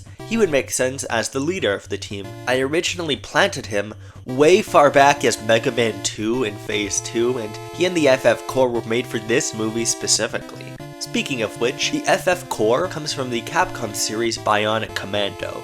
They're the big secret agent organization that the heroes in that game are from. Super Joe is from Commando, which technically is connected to Bionic Commando, but that's confusing and not super relevant to Bad Dudes right now. Jimmy and Billy Lee are the protagonists of Double Dragon, which is probably the most famous beat-em-up on the NES that's not a Teenage Mutant Ninja Turtles game. The Nintendo version of Double Dragon 1 had Jimmy Lee turn out to be the secret antagonist and the leader of the villainous gang. I didn't go so far as to make him the secret, ultra, super elusive bad guy here, but I did make Jimmy turn to a life of crime, which adds some mystery as to why he did this, and if Billy Lee will show up. Abobo is also from Double Dragon. He's the boss of Stage 1, and is probably most famous because he later starred in a fan game called Abobo's Big Adventure. Maybe I'm only choosing to add him because of that, but he was recognizable even before then, if anything mostly because of his goofy looking sprite. Still, I have plans for Abobo, and I think adding lesser known characters into the Bad Dudes roster is a good play.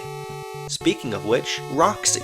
She is not the Roxy from Final Fight, which, unfortunately, I am not allowed to include in the Captain NCU. Roxy comes from River City Ransom, a game which begins with her going up to you and saying, "I'm Slick's girl, but I'm rooting for you." Slick is indeed the villain of River City Ransom, and the Plague is the name of one of the gangs from that game. I just picked it at random because it had the coolest name. One of the gangs was called the Generic Dudes. That one isn't making it into this movie. Anyways, I find Roxy to be an interesting character, and admittedly, she's also one of the only girl characters from a beat-em-up I could add. Beat-em-ups have such weird logic in terms of relationships. Protagonist girlfriends are treated as either rewards or objects to be kidnapped in such a consistent way throughout the era, and Roxy feels like an attempt of subverting this that still plays into the trope. Their way of having her give info to you is the girlfriend of the bad guy, but she's chill and she likes you. I don't know, I feel like there's something interesting to say about a character like this in an adaptation, and a lot of elements of River City Ransom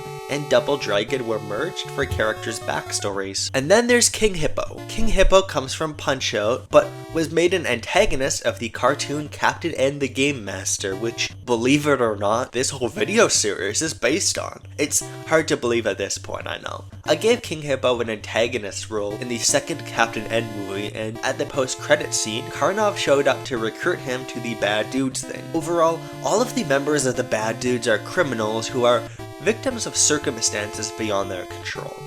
There's still another character the FF Core recruited that we'll see in a bit too. Before I get back to the pitch though, let's talk Robert T. Sturgeon. The character comes from the game Ninja Gaiden 2, where he was a soldier who helped you out while fighting the evil demon wizard Ashtar. Here, he's a scumbag tech CEO who's a former soldier, which might seem extremely random, but it will make at least some sense later on. His company is called Ryu, and it uses a three-headed dragon as its logo, which is not a reference to Ryu Hayabusa, protagonist of Ninja Gaiden. It's a reference to the final boss of Karnov. In Bad Dudes, you are rescuing the President of the United States, which was a thinly veiled parody of Ronald Reagan, and here I chickened out and did not add Ronald Reagan or any president in general. Not a very good time politically to be rescuing presidents. But instead, I just made Robert T. Sturgeon a popular presidential campaign. What I did with the plotline will probably end up being more controversial and political than if I just made a Donald Trump parody the person they rescued. Let's get back to regularly scheduled fanfiction. Karnov explains that although the group is called the Plague, the leader of the gang, Jimmy Face, is still behind bars. So let me get this straight, says Roxy. You brought us here because you want us to clean up the mess we used to be involved in that you cops couldn't do yourself? Super Joe speaks up. I'd watch my mouth if I were you, Roxy. Karnov explains that although Slick isn't leading the gang, a lot of former members who weren't placed behind bars are now leading it. The group will travel by train to the Plague headquarters in River City and sneak in to rescue Sturgeon. They succeed, their sentences will be forgiven. Karnov also explains that they'll be assisted over radio by him and an expert who is also in their custody. He takes them all to a weapons room, where they're introduced to a scientist named Dr. Jekyll. Dr. Jekyll would be played by David Dastmalchian and speaks with a British accent. There are so many actually British actors, and the one British character is played by an American. Dr. Jekyll sheepishly explains that this is the part where he'd give them a bunch of gadgets and explain them like in a James Bond movie if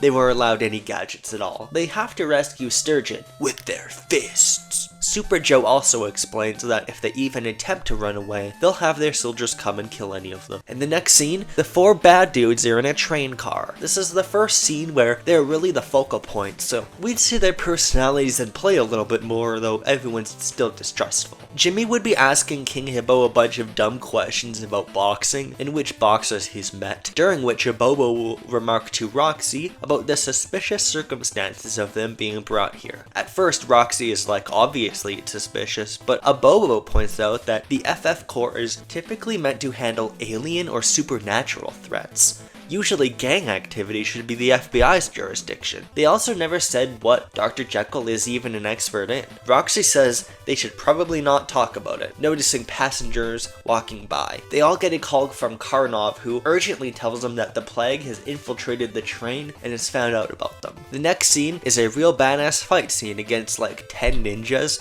who hijack the train.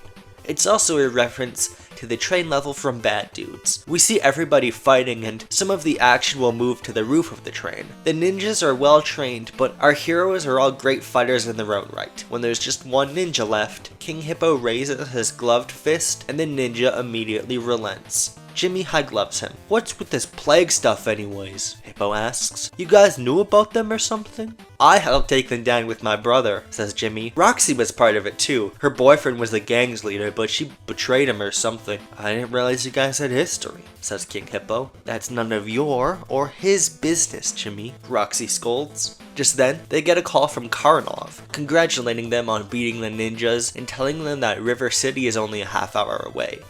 Abobo asks how he was able to know the ninjas' locations, and Karnov says it's classified. Karnov suggests they steal ninja outfits to disguise themselves, and Abobo says that punching his way in is more his style. Eventually, the four reach a giant, hollowed-out brick building in the seedy side of River City. Wow, nostalgic. I found a guy with a machine gun in this exact spot, says Jimmy. He had the machine gun, not me. No one was impressed. There's 5 floors. Slick used to make his headquarters on the 5th floor, so if anywhere that's where he'd be, says Roxy. Place looks empty though. Well, only one way forward, says Abobo. The group walk into the building and look around to find an empty shell. They figure the gang, or Robert, must not be in this location. Why do we even have to rescue Robert T. Sturgeon? Roxy complains. He's a racist asshole, and if it were up to me, I'd let him stay kidnapped. A lot of people here rely on Ryu's technology, Abobo remarks. Hell, I wouldn't be surprised if the FF Corps had contracts with him. On the ground floor, King Hippo sees an out-of-place brick and curiously pushes it. It gives way, revealing a whole underground passage. What the hell? Good work, Hippo. Jimmy pats him on the back. Hey everyone, look what I found. The bad dudes wander down a shiny metallic hallway, completely baffled as to where they are. The hallway starts to fill with an unnatural stench, and the bad dudes are horrified to see a giant room with bodies everywhere. They're laid out across tables and chairs, and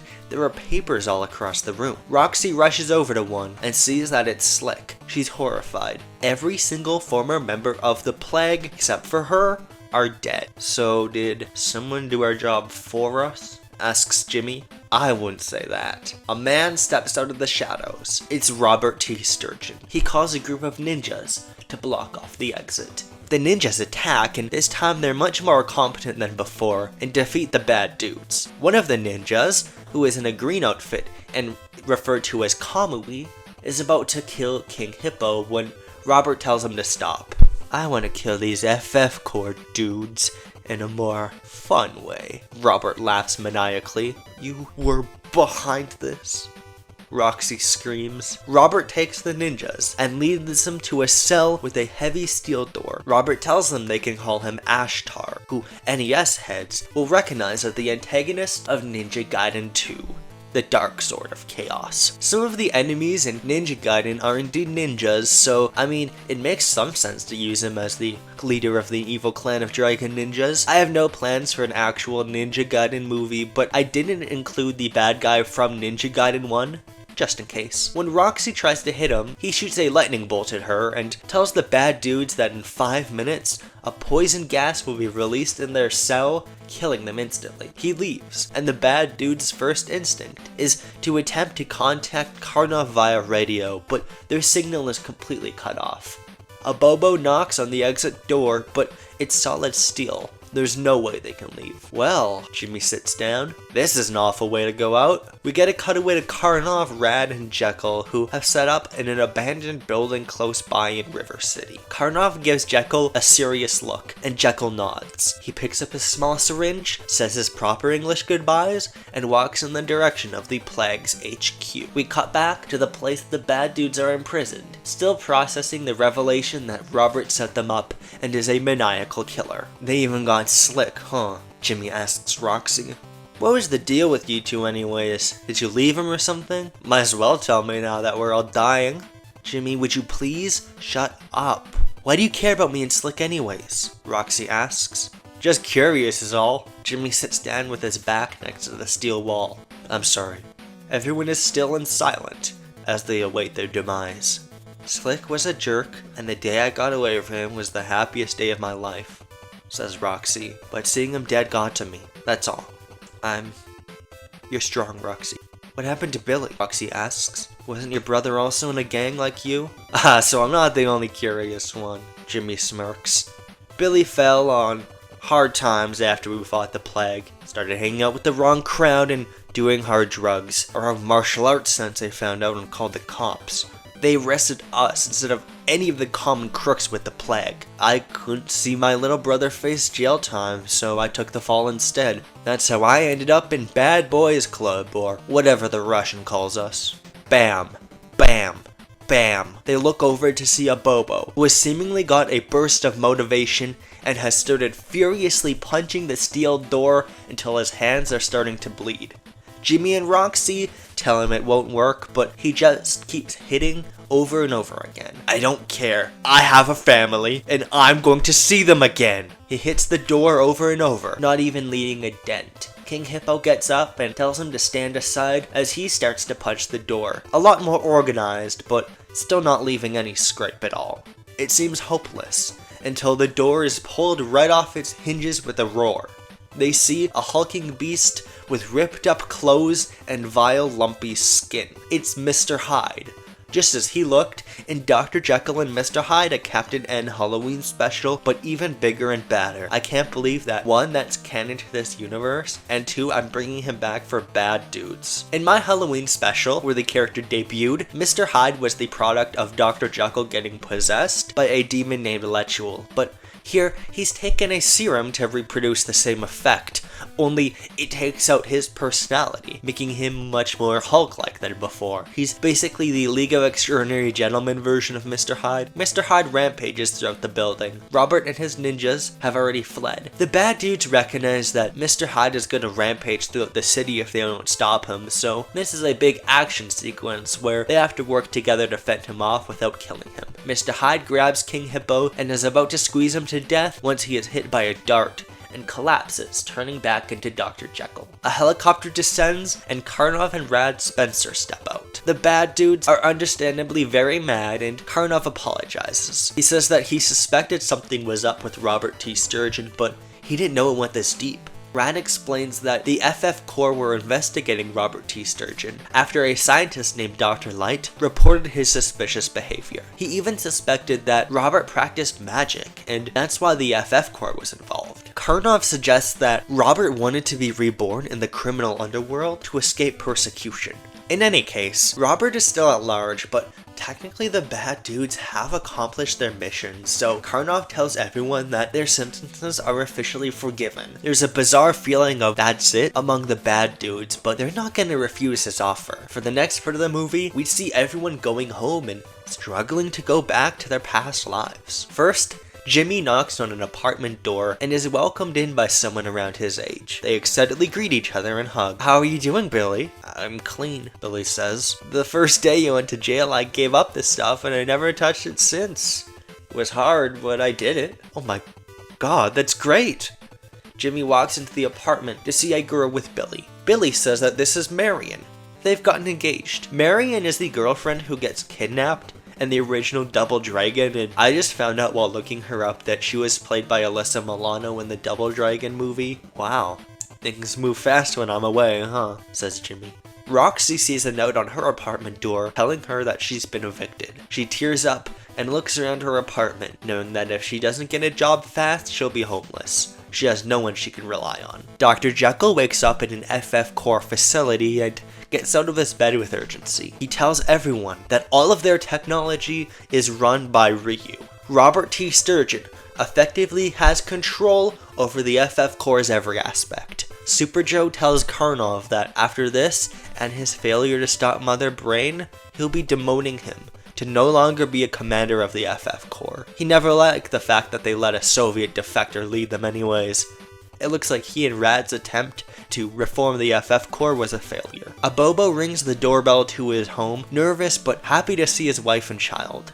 She opens it, steps outside, and closes the door again. "Honey, I still love you, but you can't stay here, okay? I can't have a criminal in my home." Abobo tries to plead with her. He tells her he's not a criminal anymore, but she tearfully tells him that she was told about the things he's done to support their child and can't be with him anymore. Abobo is left a crying mess on his front doorstep as his wife goes back inside. The FF Corps booked King Hippo a flight back to Hippo Island, but it's not until the next day. He's very curious after seeing a building called Hippo Island Tiki Bar and Grill. He enters to see a tacky, cheap, tiki-themed bar that has boxing memorabilia all over the walls. He thought this was gonna be a place of Hippo Island pride, but it's all pretty inauthentic. Everyone stands still and stares at him.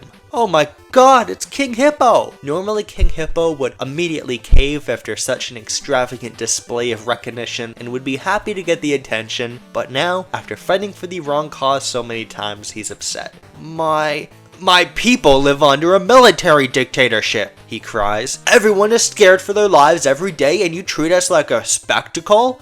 The crowd stands still. King Hippo sighs and sits down by the bar. "I will take a Hippo-style coconut drink," he tells the bartender. Coming right up, as King Hippo sits, he notices a poster reading "Purge the Sturge" with a picture of a fish with Robert T. Sturgeon's face surrounded by a scope. He asks about it, and the bartender tells him it's a protest against Robert T. Sturgeon. The place is right next to a park, so they get a lot of posters for events taking place in River City's park. He thinks the poster is ridiculous, and he's heard a rumor that Robert T. Sturgeon planned the protest to make them look silly. King Hippo has a look of shock in his eyes. In the next shot, he calls Karnov on the radio, which he still has somehow, and Karnov tells him that they can't communicate here anymore. Sturgeon is listening. He tells him to meet him that night. They do, and King Hippo explains everything, as Karnov says that because the FF Corps relied on Sturgeon's technology, they were susceptible to espionage. Now it's up to them to stop him and his dragon ninjas, so Karnov visits all the previous bad dudes and asks them if they want to be part of one last mission. No more secrecy, and no more manipulation.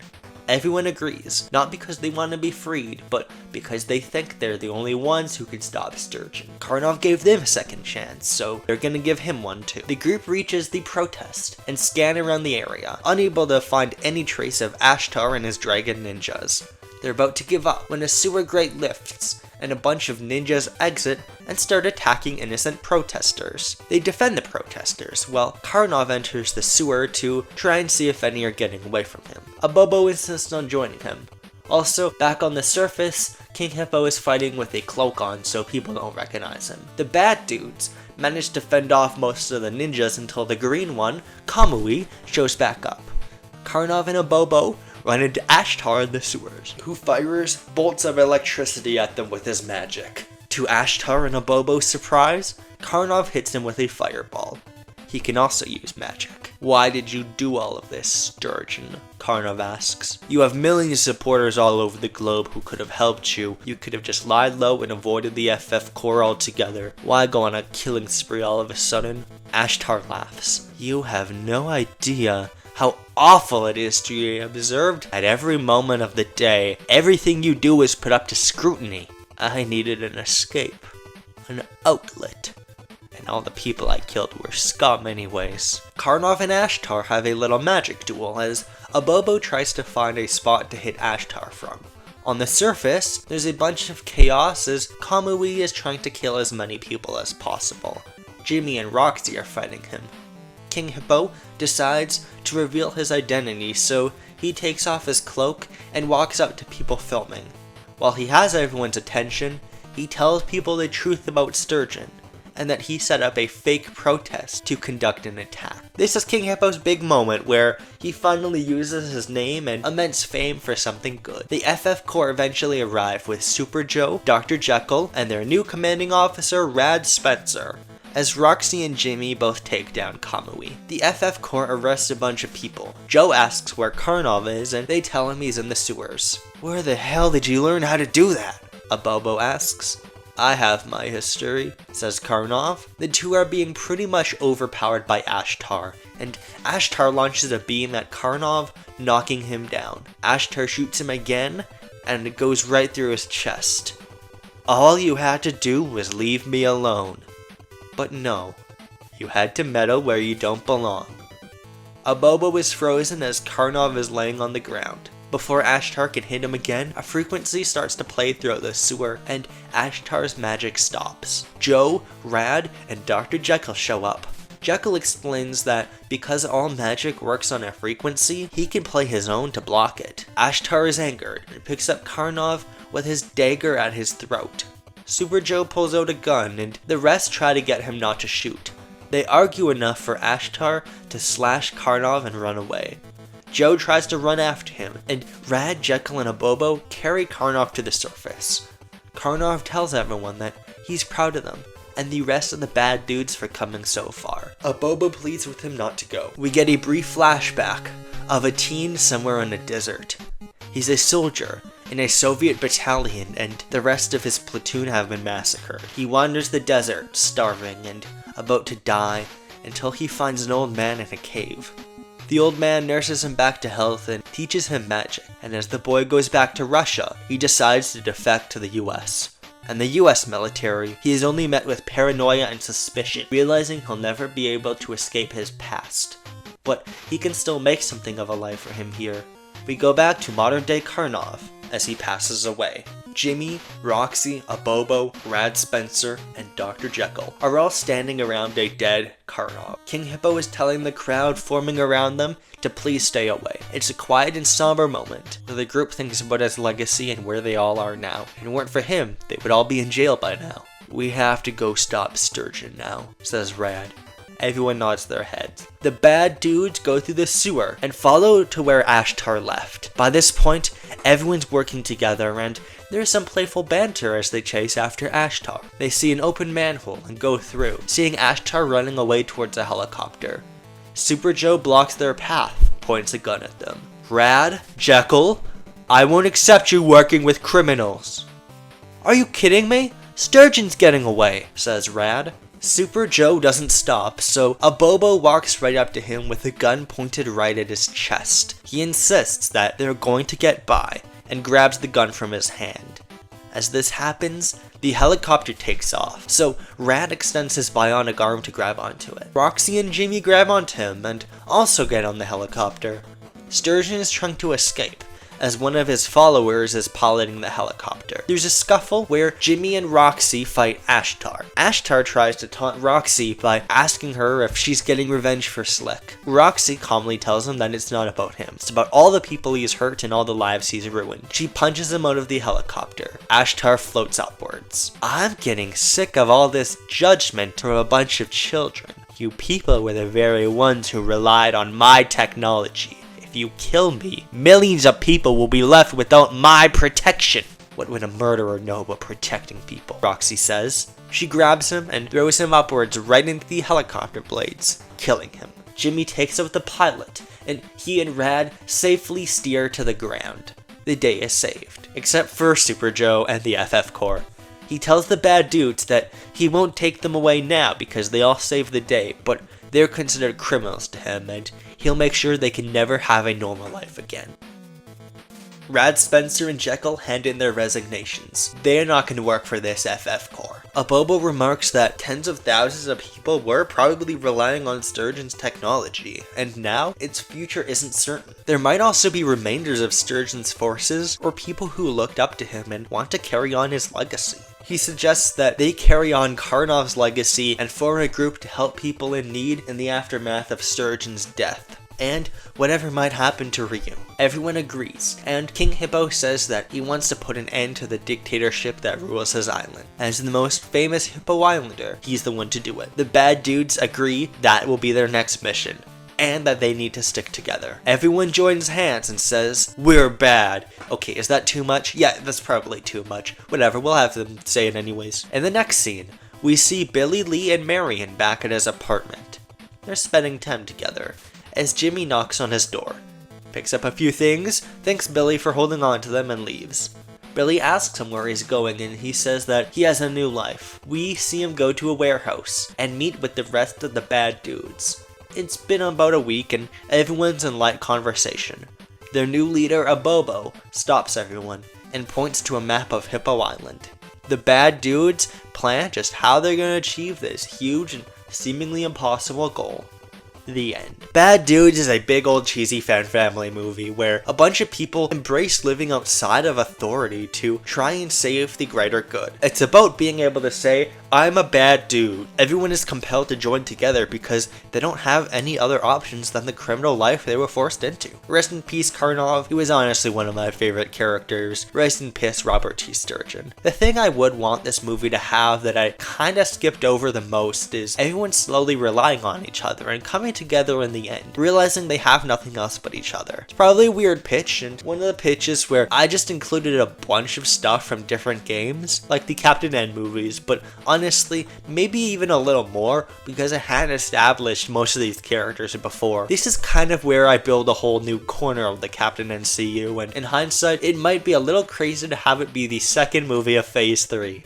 Both it and Super Mario World might be a lot longer than expected. I didn't really think Rad Spencer would have fully joined the bad dudes before I wrote this pitch, but it just kind of worked naturally that he would at the end. I also kind of had to make Dr. Jekyll a member because of how Dr. Jekyll and Mr. Hyde, a Captain and Halloween special ended. That should be interesting since they're friends of the Game Masters, and there might be expectations of the bad dudes meeting the Captain N cast. Maybe I shouldn't have said that. The next movie will be the sequel to Kid Icarus Angel Land, but before then, I have to talk about the mid and post credit scenes. Mid-credit scene. Super Joe was walking through a hallway in a maximum security prison. He says he never liked Karnov's strategy of working with criminals, but now that Ryu's servers are down, the FF Corps is desperate. Don't worry, I'll be well behaved. a figure steps out of the shadows, revealing he is Dr. Wily, the main villain of the Mega Man series. Set up for Mega Man 3, I guess. I'm excited already. This is the second post-credit scene where Dr. Wily shows up to establish himself as potentially the villain of Mega Man 3, but I feel like we could all tell he is probably going to be in the movie anyways. God, Super Joe is like my most hated character now. I'm sorry to all the Commando fans out there. Post-credit scene. I'll be honest, I switched my post-credit scene idea really last minute, so I don't have the dialogue planned, but it's King Hippo meeting Doc Lewis from the Punch-Out show, and Doc Lewis says that he knows someone who wants a fight with King Hippo. This is all set up for the Punch-Out TV show. Little Mac has made a bunch of cameos in the movies, so I think it would make sense to have Doc Lewis be the cameo instead, to set up King Hippo and Little Mac potentially fighting in the Punch-Out TV show. Let's move on to Kid Icarus, Angel Land. The movie begins in a familiar throne room where the hero of Paluopolis, Pit, is kneeling in front of a king and queen.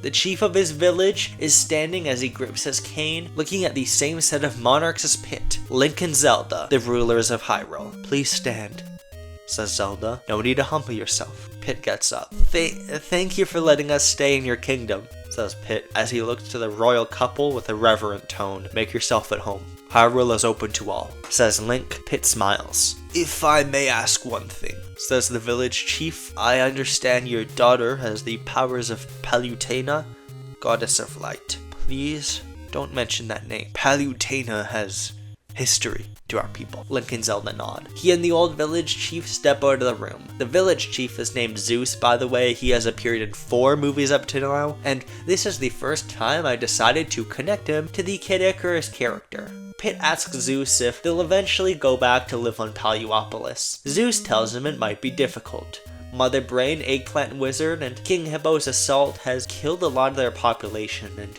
it would be hard to get resources back on their isolated island to rebuild the infrastructure. Ultimately, it is up to the will of the people. Pit and Zeus exit the castle and look upon the town as we get a title card. Kid Icarus, Angel Land.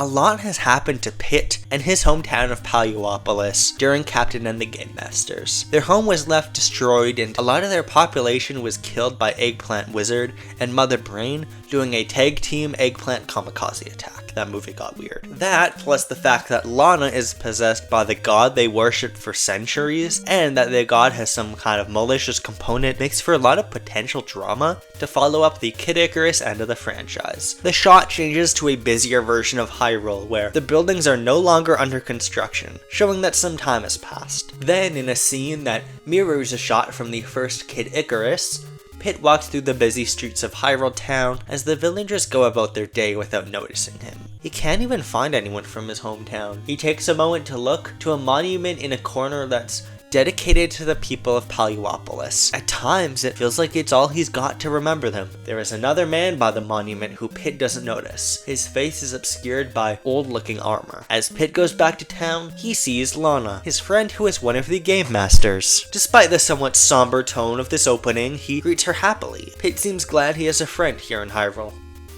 Lana tells him that Zeus had a fall and is being treated by Hyrule's doctors for injuries. She takes him over to the hospital and Zeus says he's fine.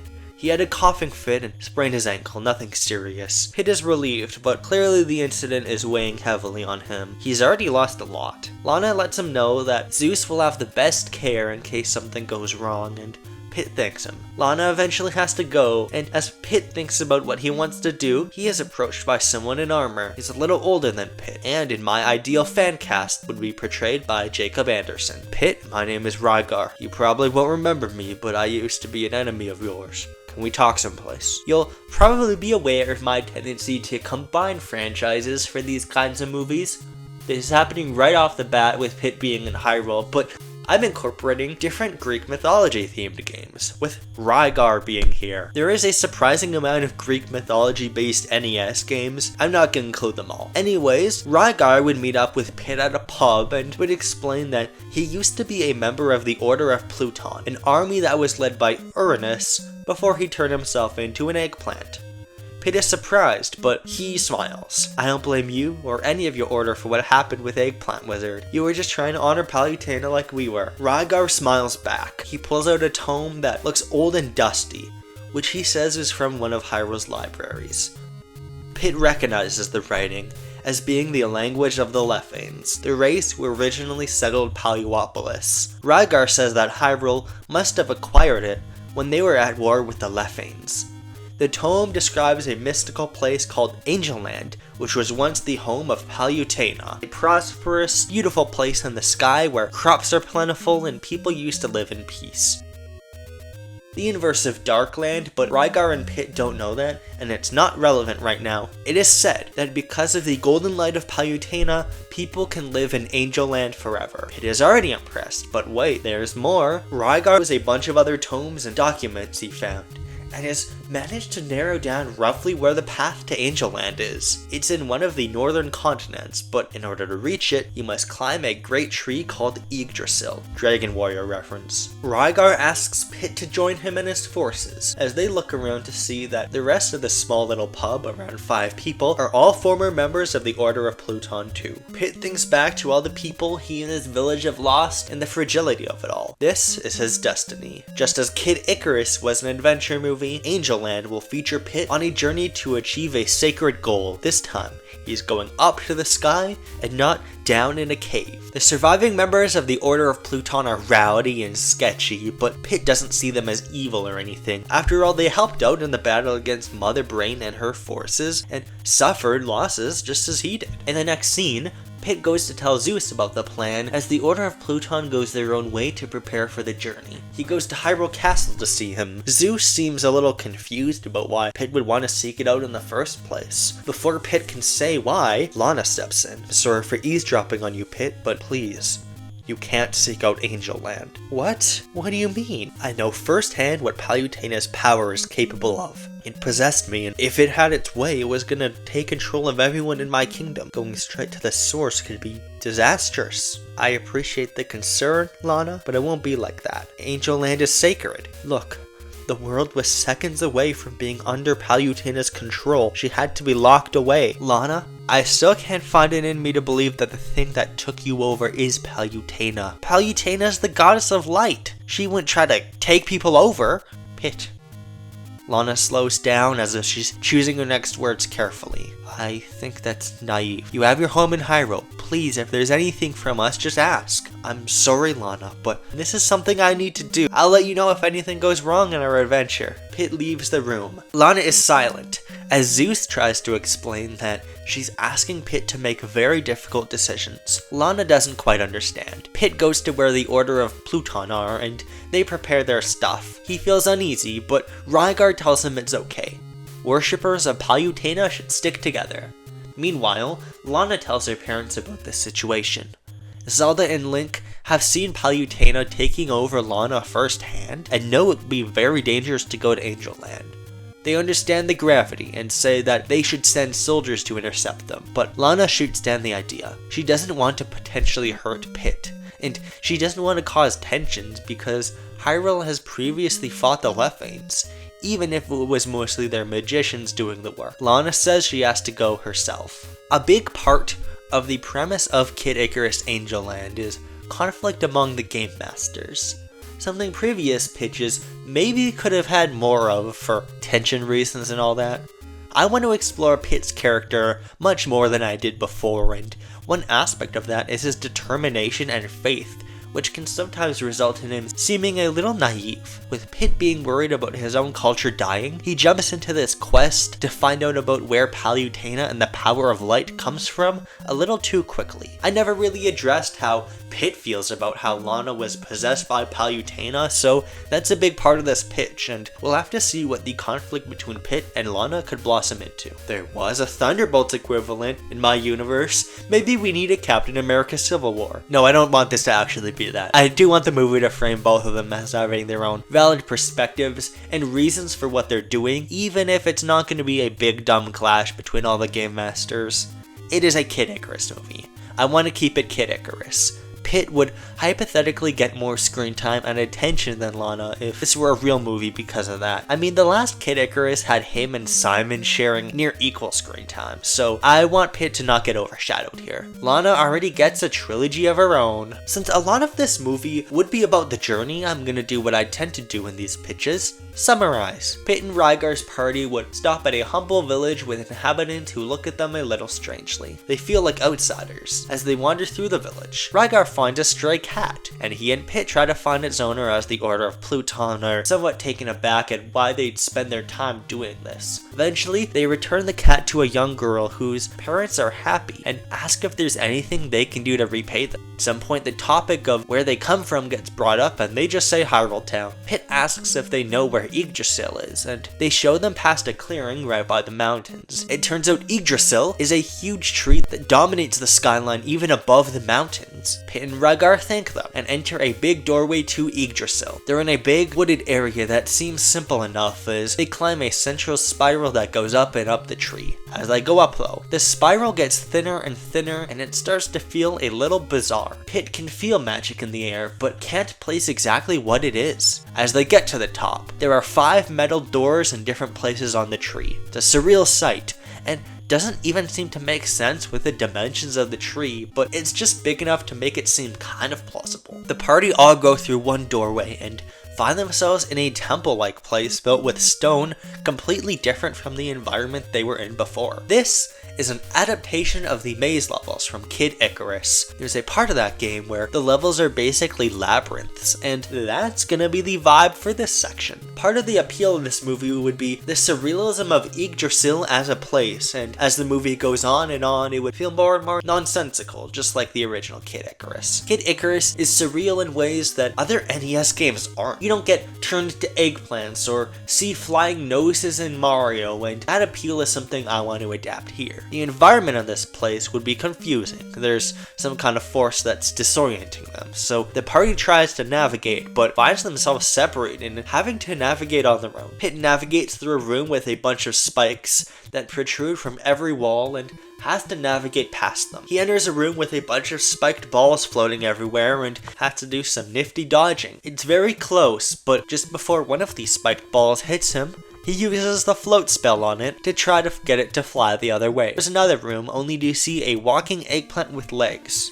Uh-oh. Rygar is navigating through a bunch of snakes, and he fends them off with his signature weapon, the disc armor. He has what's basically a frisbee attached to his arm, which acts as a weapon he can throw. It's cooler than the way I'm describing it. Eventually, he would hear screams, and would run into a room to see one of the members of the Order of Pluton fighting a Minotaur. It's like a bull, but with less legs. The Minotaur was one of the bosses in the Game Boy sequel to Kid Icarus of Myths and Monsters. Rygar fights the Minotaur, and as this happens, his mind starts to clear and he is able to process what's going on in this place better. He eventually finds Rygar and takes out the Minotaur with his magic. Rygar is genuinely impressed. "Where'd you learn how to do that?" Rygar says. "It's all in the tomes from our island," Pit responds. The tomes that were on our island, but I think we may have a bigger problem right now." He motions behind him as 3 of the centurions of the Order of Pluton walk behind him. They're shaking. Pit says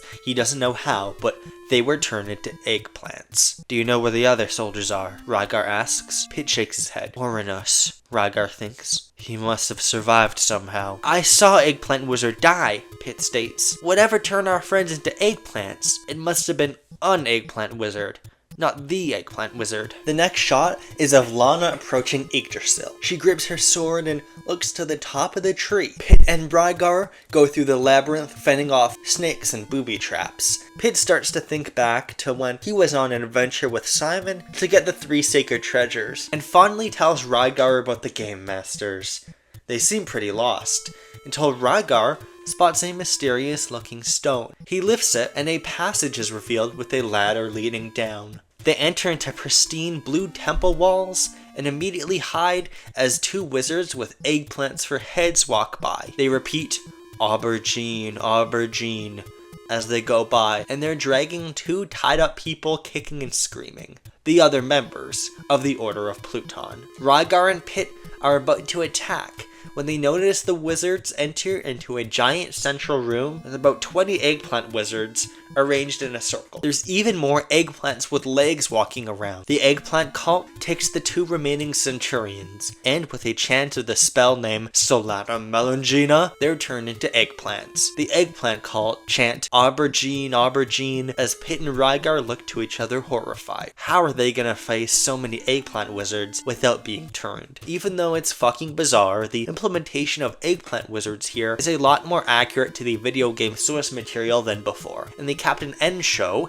Eggplant Wizard was one guy, but Eggplant Wizard is actually supposed to be an enemy type in the NES game, not just one boss. And they did appear in these labyrinth type areas. Now that Eggplant Wizard is dead, I figured that the eggplant spell is still a thing, so it would make sense to pay homage to it and maybe be a little bit more accurate to the game here. It actually works out pretty well, what with Rygar and Pit's history with Eggplant Wizard. Pit has the idea that they could disguise themselves as eggplant-headed wizards to blend in with the cult, and Rygar asks how they do that without turning themselves into non-sentient eggplants. Pit remarks that Uranus was able to transform himself into Eggplant Wizard because his spell was reflected off the mirror shield. So, Rygar holds out the shield from his disc armor and reflects the eggplant spell that Pit casts, turning everyone here into eggplant-headed versions of their usual selves. They're gonna have to get in and see how this group works. Back to Lana, she's tracing the path Pit and Rygar's party went, and is having less difficulty than them, since they did the work defeating the Minotaur that had a spell over this place and all that. Lana's golden powers seem to be making her go forward in an odd sort of way, and she's defeating most of the monsters here easily. Meanwhile, Rygar and Pit are living among the eggplant cult. They're talking their language, trying to march in line, and try to secretly find out more information on the cult. Through context clues, we find out that they were kidnapping all the adventurers who tried to pass into Yggdrasil and turn them into eggplants. Pit eventually finds a box and looks inside to see a bunch of eggplants hidden away. He calls Rygar over, and as they open the box to look inside, a voice is heard yelling, "Aubergine!" They look over and see one of the wizards. Pit and Rygar are cornered, and are about to be attacked by the eggplant, when, in a flash of light, the wizards are turned back into people. Also Pit and Rygar. The heck? Who did that? One of the now non-eggplant wizards complains. Pit sees someone emerging from the light. Lana? Don't go any further, Pit. Palutena is dangerous, she says. Came all this way to tell me that, Lana? Lana pulls out her sword, her eyes glowing with a bright light. I won't let you reach Angel Land. Lana is being taken over more and more by the power of Palutena as she swings her sword at Rygar and Pit. The two reluctantly fight her, which causes the whole temple area to crumble. Pit and Rygar jump away, but everyone else falls into the crumbling area in the center, down into the tree, including the Centurions. Pit is practically hyperventilating, and Rygar tells him it'll be alright. Something must be taking over Lana, and the only thing to do now is to move forward. Pit says that Lana told him it was Palutena who took her over, but Rygar tells him otherwise.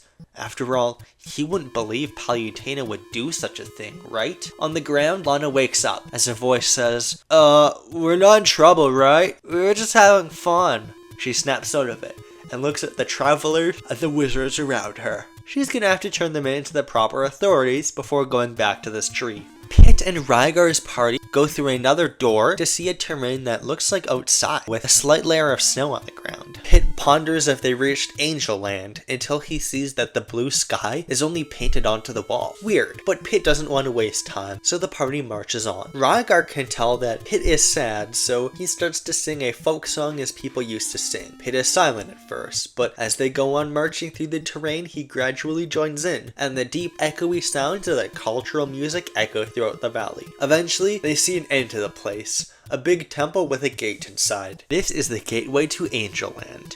They enter the temple to see a figure approaching, a blue, blob-like creature made from mist that Pit immediately recognizes. It's the gatekeeper, Pandora. Behind her are 3 boxes, and further beyond that is a huge heavenly gate called the Door of Peace. Pandora? I'm not familiar, says Rygar. An old legend from our island Zeus used to tell me, says Pit. It was said that she offers travelers 2 boxes. One leads to everlasting hope and happiness, and the other will unleash her wrath. So you think this legend is connected to Angel Land? He asks. One of these boxes must be the key to that door, Pit says. So which one? Pit nervously looks over both boxes for a few minutes. He eventually makes his choice and gingerly places his hands on one of the boxes. He begins opening it, then stops and looks around the room. The scene cuts to the village from before, where Lana has just brought a bunch of people into custody. One poor guard, a man in armor and a blue mustache, is processing everyone and making sure no one gets away. Lana is waiting around, confused and stressed. Lana, you're here! Lana turns around to see Queen Zelda, her mother.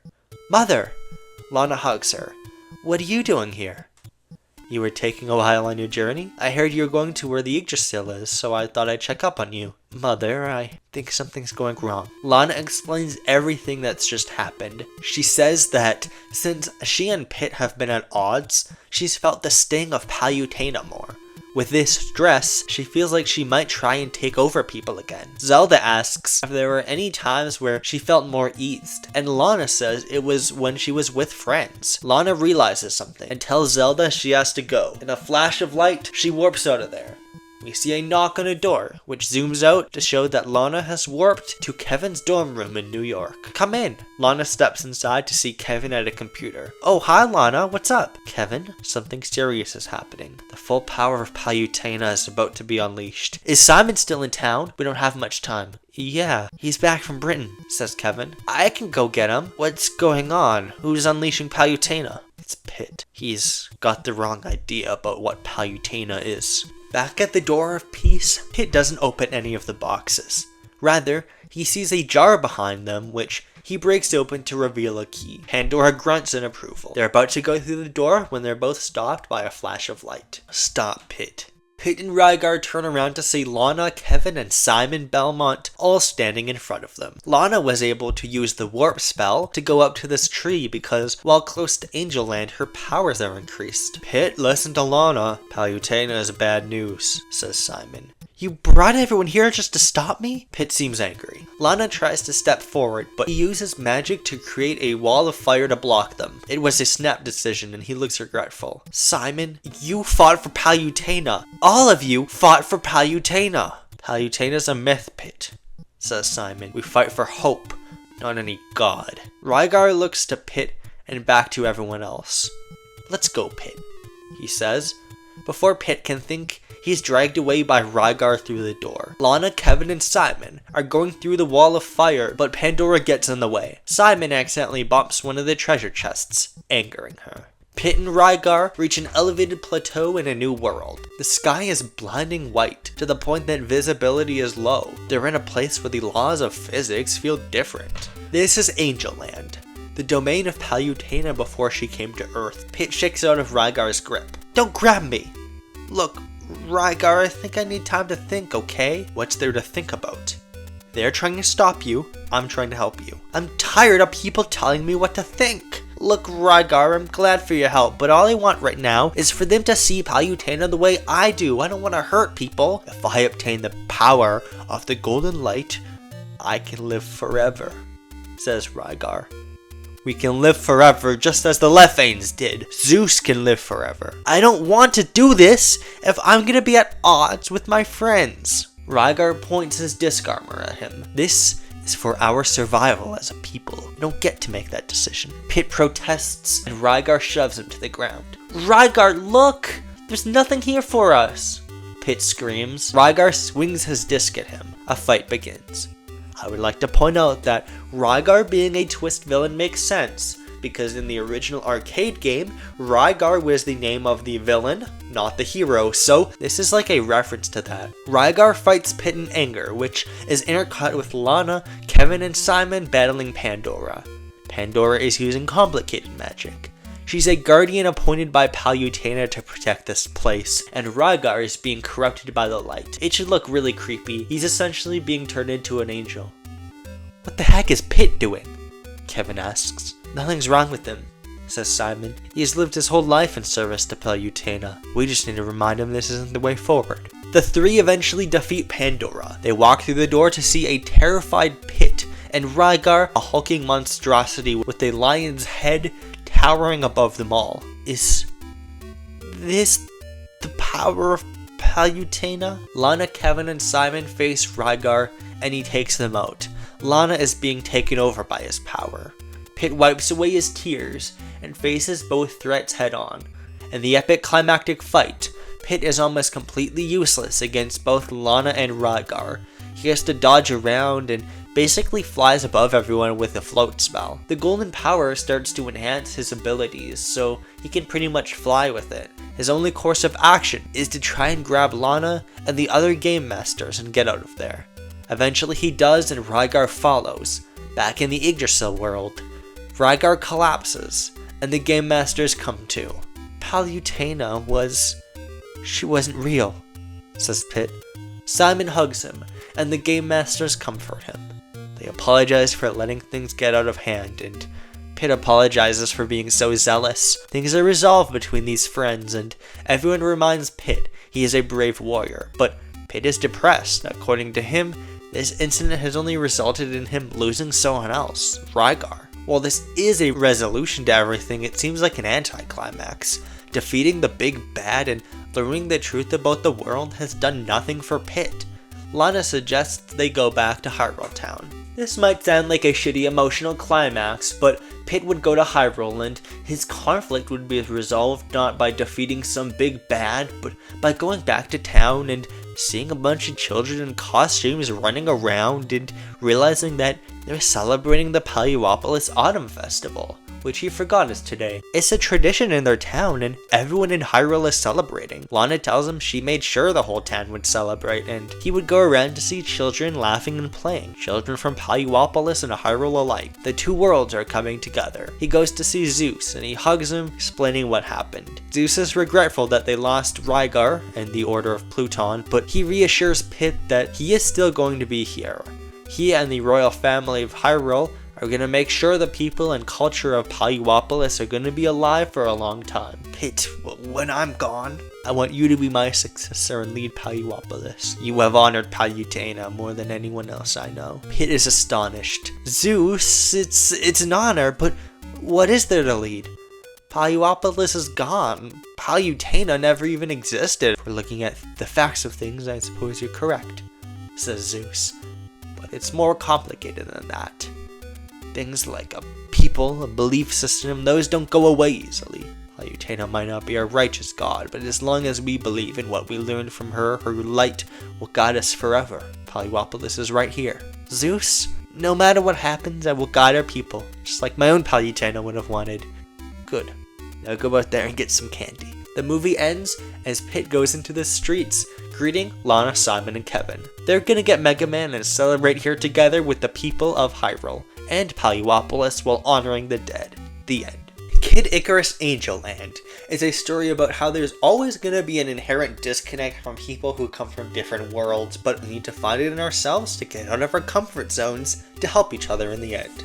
It's a story about worlds coming together, and for maximum drama, I snuck in the other Warriors of Light in the climax, which I think would escalate things for the big finale while also potentially giving the story more of a safety net.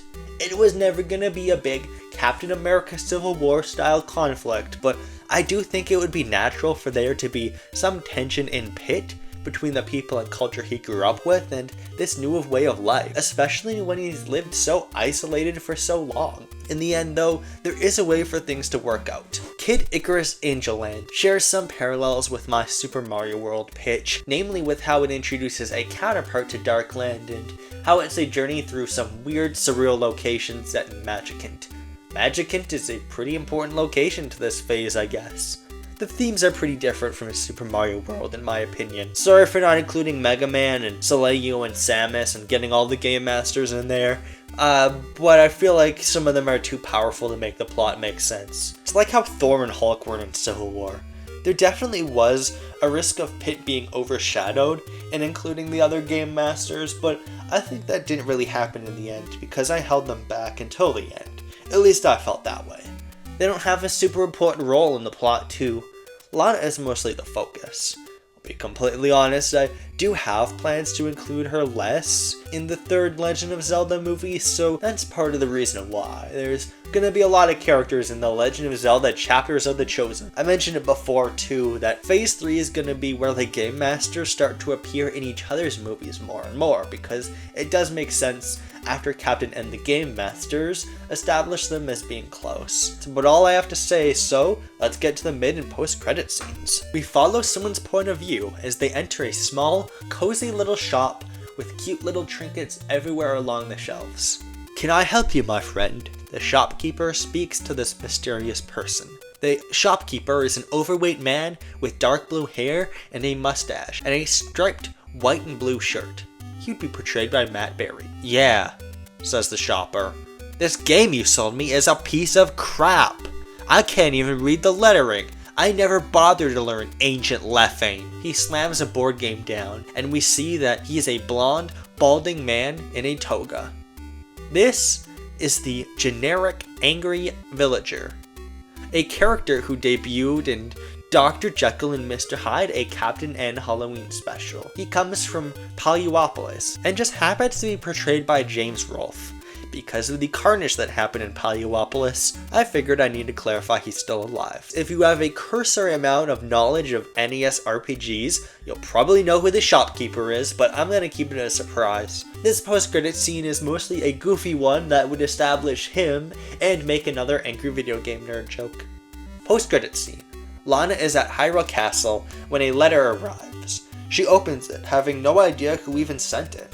We see a name written on the front of the letter, saying it's from somebody named Lyle. That means nothing to Lana, but to fans of the Captain N show or those who have read the show's Wikipedia article, it will mean something huge. Now, as previously stated, I have 3 movies in this video, but you can probably tell by the runtime that there's a bit more to go. I have one more special thing to end off the first half of Phase 3 of the Captain NCU, but before that, I want to talk about the 2 canonical TV shows that are a part of this universe, Galaga and Punch-Out. I already talked about Punch-Out earlier, and I discussed them in a previous video, so I just want to give a brief update as to where they're at. Galaga would be a more prestigious space drama about a team of people joining forces with the Galaga aliens to defeat a colonial army backed by the Galactic Federation. I'd compare it to Andor in terms of the tone and focus on multiple perspectives. The show would end with 1 or 2 seasons as the Galaxian army successfully fend off the army, but with heavy casualties, and it almost feels like the Galaga army they teamed up with are the bigger threat. There's an implication that something outside has happened to shake out the structure of power in the Galactic Federation, which is why their force was so diminished. As for Punch-Out, it's a pretty episodic show, so I imagine it going on for a while, but I obviously want to take King Hippo into consideration. In Season 1, his absence from the boxing world is what caused a power vacuum enough so that a whole new crop of boxers emerged to try and take his spot as the #1 boxer, including Little Mac.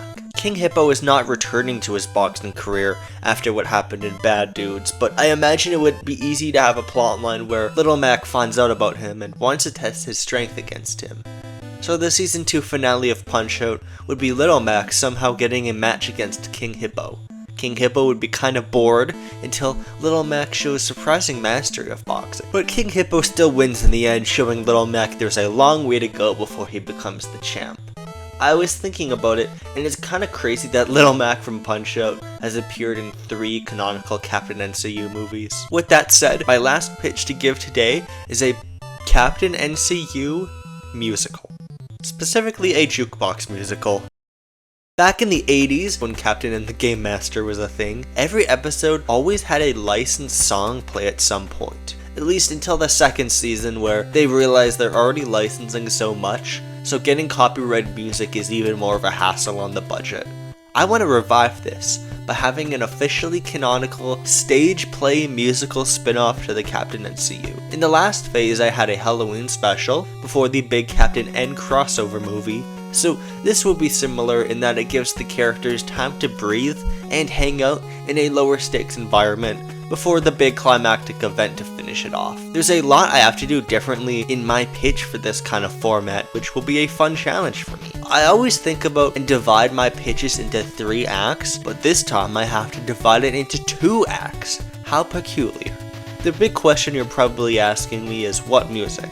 Well, my idea is that it would be a jukebox musical based on the works of Kenny Loggins. Captain N has always been rooted in the 80s, and his songs are basically the defining features of a ton of popular movies from that era. For my pitch, I'm imagining songs he made for movies, his solo music, and music made for Loggins and Messina are allowed to be adapted into musical numbers, but I'll mostly pull from his movie songs because they're the more popular ones. The thing is though, I don't think this would be a full jukebox musical the way something like Mamma Mia is. Mamma Mia had a whole bunch of ABBA songs that were very different in what they were about, and Kenny Loggins' music, while still iconic, is more focused on just a few things. All his big songs can roughly be sorted into 3 categories: love ballads, songs about longing to get away and live a quiet life, and songs about excitement and danger, like some kind of zone, I don't know. I do think Kenny Loggins' songs have the potential to be pretty powerful for a musical, almost like that already happened, and it would be a good tone to strike for a Captain N musical, but it would probably be shorter than the average musical. Maybe you can think of it like a one-act musical. It's like a regular musical, only about an hour to an hour and a half.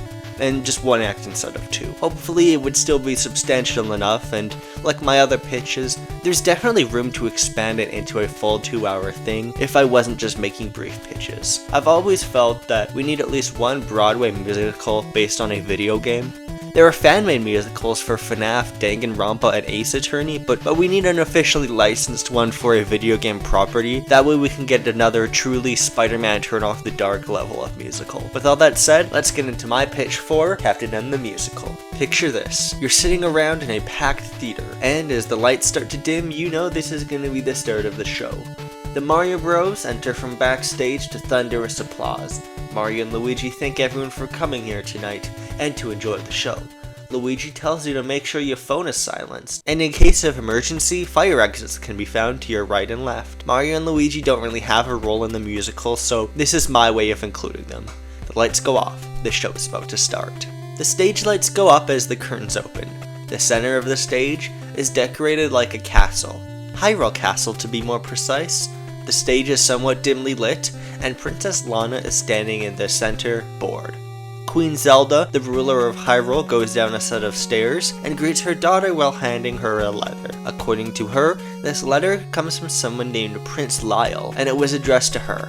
As Lana opens up the letter, she has a shocked expression on her face. The scene goes dark, and then the lights turn on to show Kevin Mario somewhere else on stage. In between college classes, he has a job bagging groceries at a Youngtown supermarket. He's tired and almost completely out of energy. A kid asks about his prosthetic hand and he tells him it's just a glove. The kid doesn't think anything of it. The scene then cuts to Pit, living in Hyrule, also bored with himself. He lazily flips through a spell book and sees one called Sing. Sure, he decides. I'll teach myself the Sing spell. That's a real spell from Final Fantasy. As he practices, we cut to Mega Man on his own little corner of the stage, getting a maintenance checkup from Dr. Cossack. This is a lore detail about how robots work in the Captain NCU that the musical gets to be the one to establish. Afterwards, Cossack tells him that he's all good and everything seems to be in order. Mega Man asks if Cossack wants to join him playing cards or something, but Cossack says he can't. Samus has finally agreed to let him work on her armor.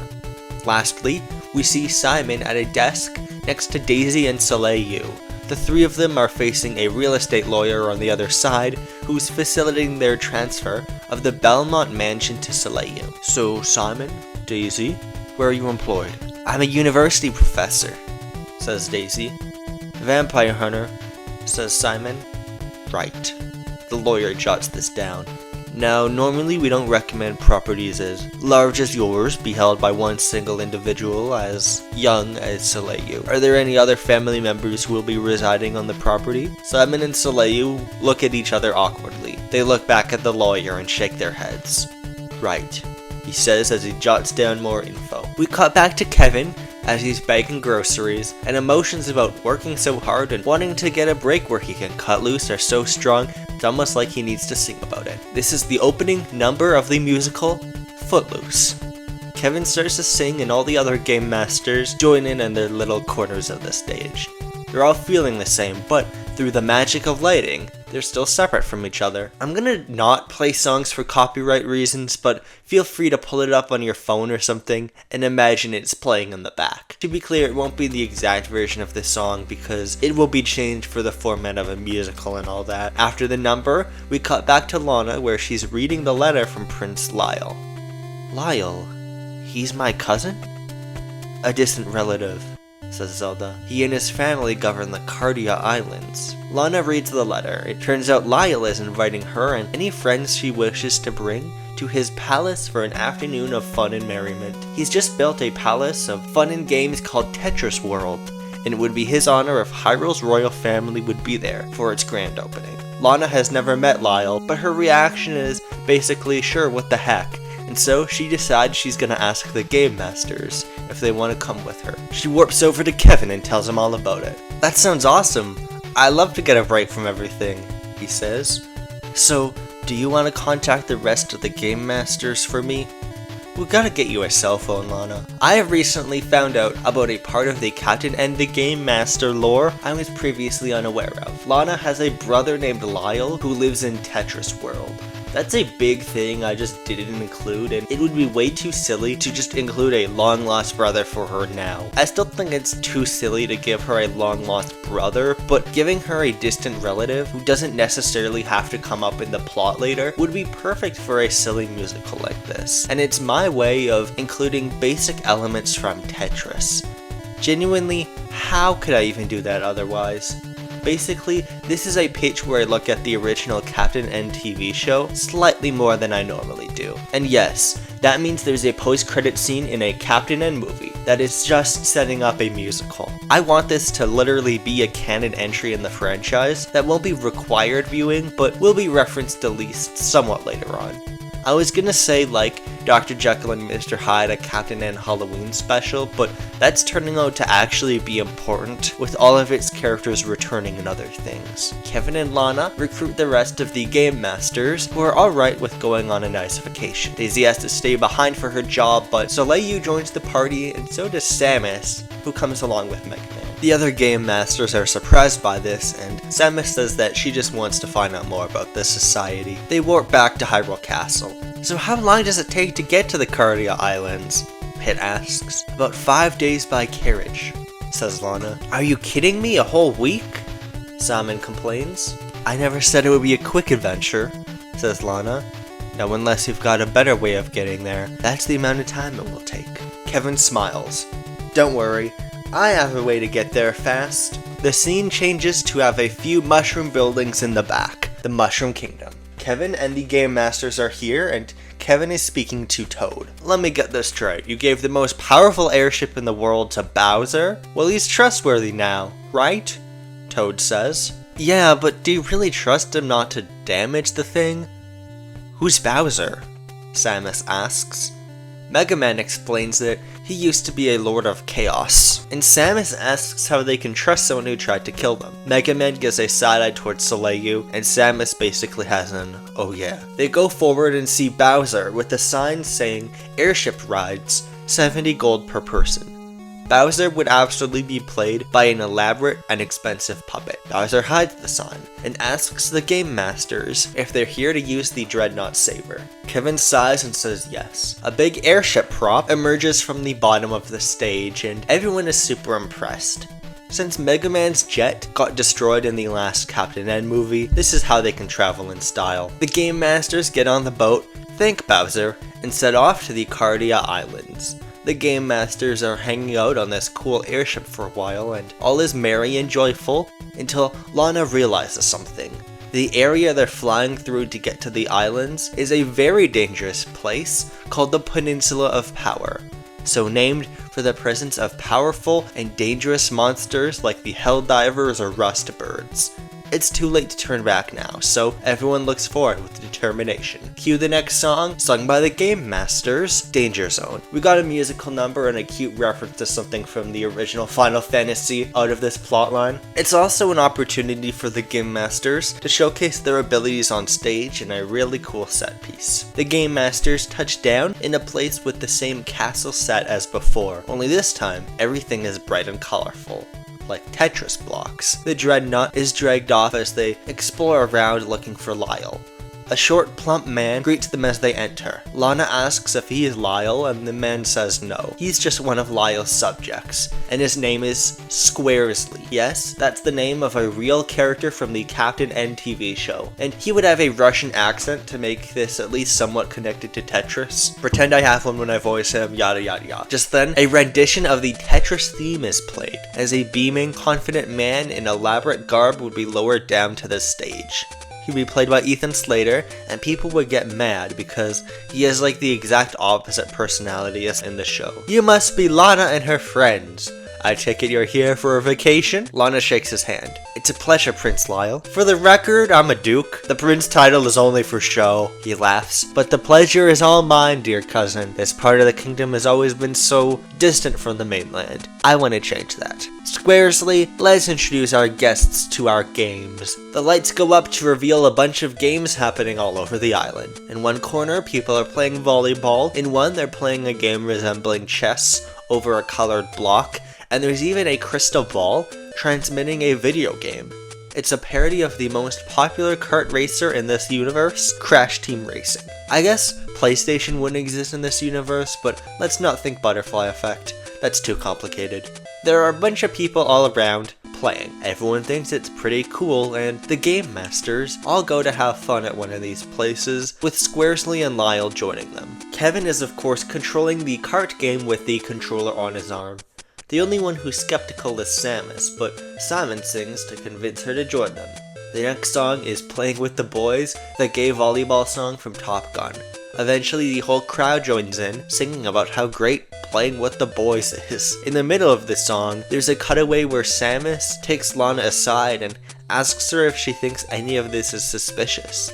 Lana says that she'll keep it in mind, but she doesn't seem to be that concerned. Lyle is her family after all, and Samus doesn't really understand, but Lana feels that as someone with her position, she has an obligation to get along with him. Samus asks if it's not then a little weird that he's the only royal family member living here. The song ends and the game masters saw Samus seem to be getting along with the people and relaxing together.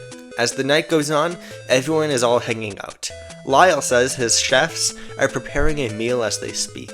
Kevin and Lana go off to their own corner and get their own love ballad, Whenever I Call You Friend. This is the first song in the musical, not to come from a movie, and it would be a sweet moment that shows their relationship is more developed than before. Lyle would enter and tell them that dinner is ready. Kevin and Lana get up and go. Samus stops Lyle and confronts him about thinking this place is suspicious and asking where the rest of his family are.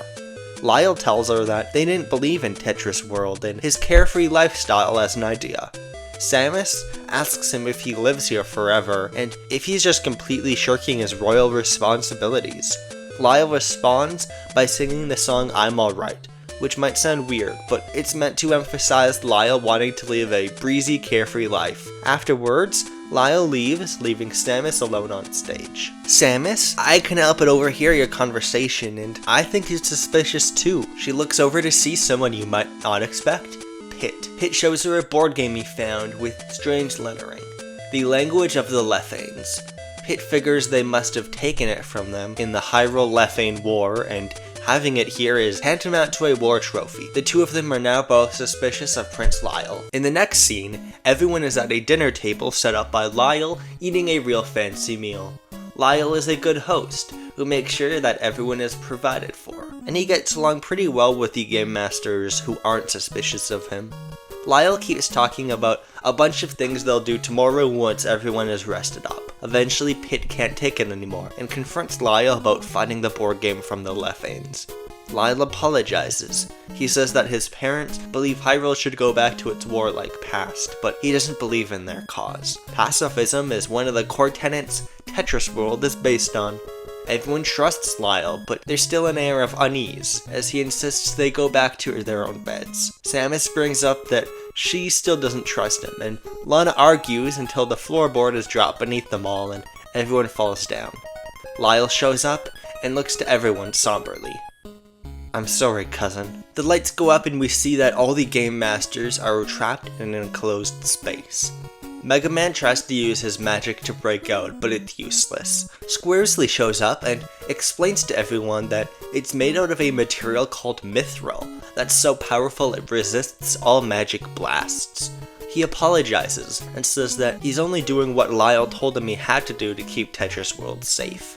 He presses a button which makes a giant block fall down, nearly crushing one of them. The game masters are frantically running around and trying to avoid the blocks of mithril falling onto them. Lana apologizes profusely to Samus for starting this whole mess. "Talk is cheap, Lana," says Samus. "For now, we're gonna get out of all this." Pit starts to plead with Squaresley to reverse the controls and let them out, but Squaresley won't budge. I think a motivational song is coming on. Everyone would sing "I'm Free" from Footloose in an attempt to motivate Squaresley to break away from Lyle's control. Some of the lyrics would probably have to be altered in this whole musical, I don't know. As the song goes on, they dodge blocks until in the end, there's only a small 1-block space left. And the Tetramino is on its way. This would be so expensive. Squaresley can't bear to see it anymore and presses a button to free the game masters. He breaks down crying. "Squaresley, you shouldn't have done that." The game masters get ready to fight, and he explains that this island is tormented by the king of dragons, Bahamut. Bahamut demands sacrifices, or else he'll unleash his powerful magic upon all the islands. If he sacrifices people as powerful as the game masters, they won't have to worry about Bahamut again. Lana tells Lyle that this is dumb and cruel, but Lyle pleads with her and tells her that this is the only way to keep everyone safe forever. Either they die or the island gets destroyed. Kevin tells Lyle that the game masters are powerful enough, this isn't a concern. Just then a shake is heard, and Lyle tells him Bahamut is coming. Mega Man says he can handle it. He absorbed the powers of the Dreadnought Saber, and now he can fly and shoot cannonballs. A big mechanical dragon emerges, and Mega Man fights Bahamut in a big pyrotechnical showcase that is definitely going to inflate the budget of the musical. Keep in mind that Bahamut will be yellow, unlike how he's usually portrayed in Final Fantasy or D&D, because that's what he looked like in the NES era. Their fight would be set to Meet Me Halfway, which is honestly because I ran out of songs to use, but it would reflect the trust and love the game masters all ultimately have for each other in the end. Mega Man would do his thing and defeat Bahamut. Bahamut would retreat, telling the Warriors of Light they have satisfied his goal for a fight. The day is saved. Lyle is amazed that he was able to take out Bahamut, and he understands the gravity of the situation. He turns himself in and agrees to be tried in Hyrule. Lana tells him that he will make sure he isn't punished too harshly. Lyle has one request, that Squaresley be placed in charge of Tetris World. Squaresley used to lead everyone here, and Lyle only manipulated him. He should be this place's rightful ruler, not the nobles that technically control the islands. Squaresley is honored, and Lana tells Lyle she'll send an investigation to this island. Hyrule has been trying to root out corruption, and she believes that this island has been neglected for too long. Lyle smiles and says that he'll be glad to tell them anything he knows. He apologizes for trying to kill them. "Oh, we try to kill each other all the time." Simon puts his arms around Saleyo and Samus, who stare at him awkwardly. The game masters say goodbye to Squaresley and the people of Tetris World and get back on the Dreadnought Saber. To finish the musical, I think this would be a good time for a closing song as they're on the trip back. Something specific to Captain N and the game masters. I don't have much requests in terms of the song, but it should be a cheesy one where everyone sings about how they're the game masters. One request I do have is that this song be played as a backing track or in the opening.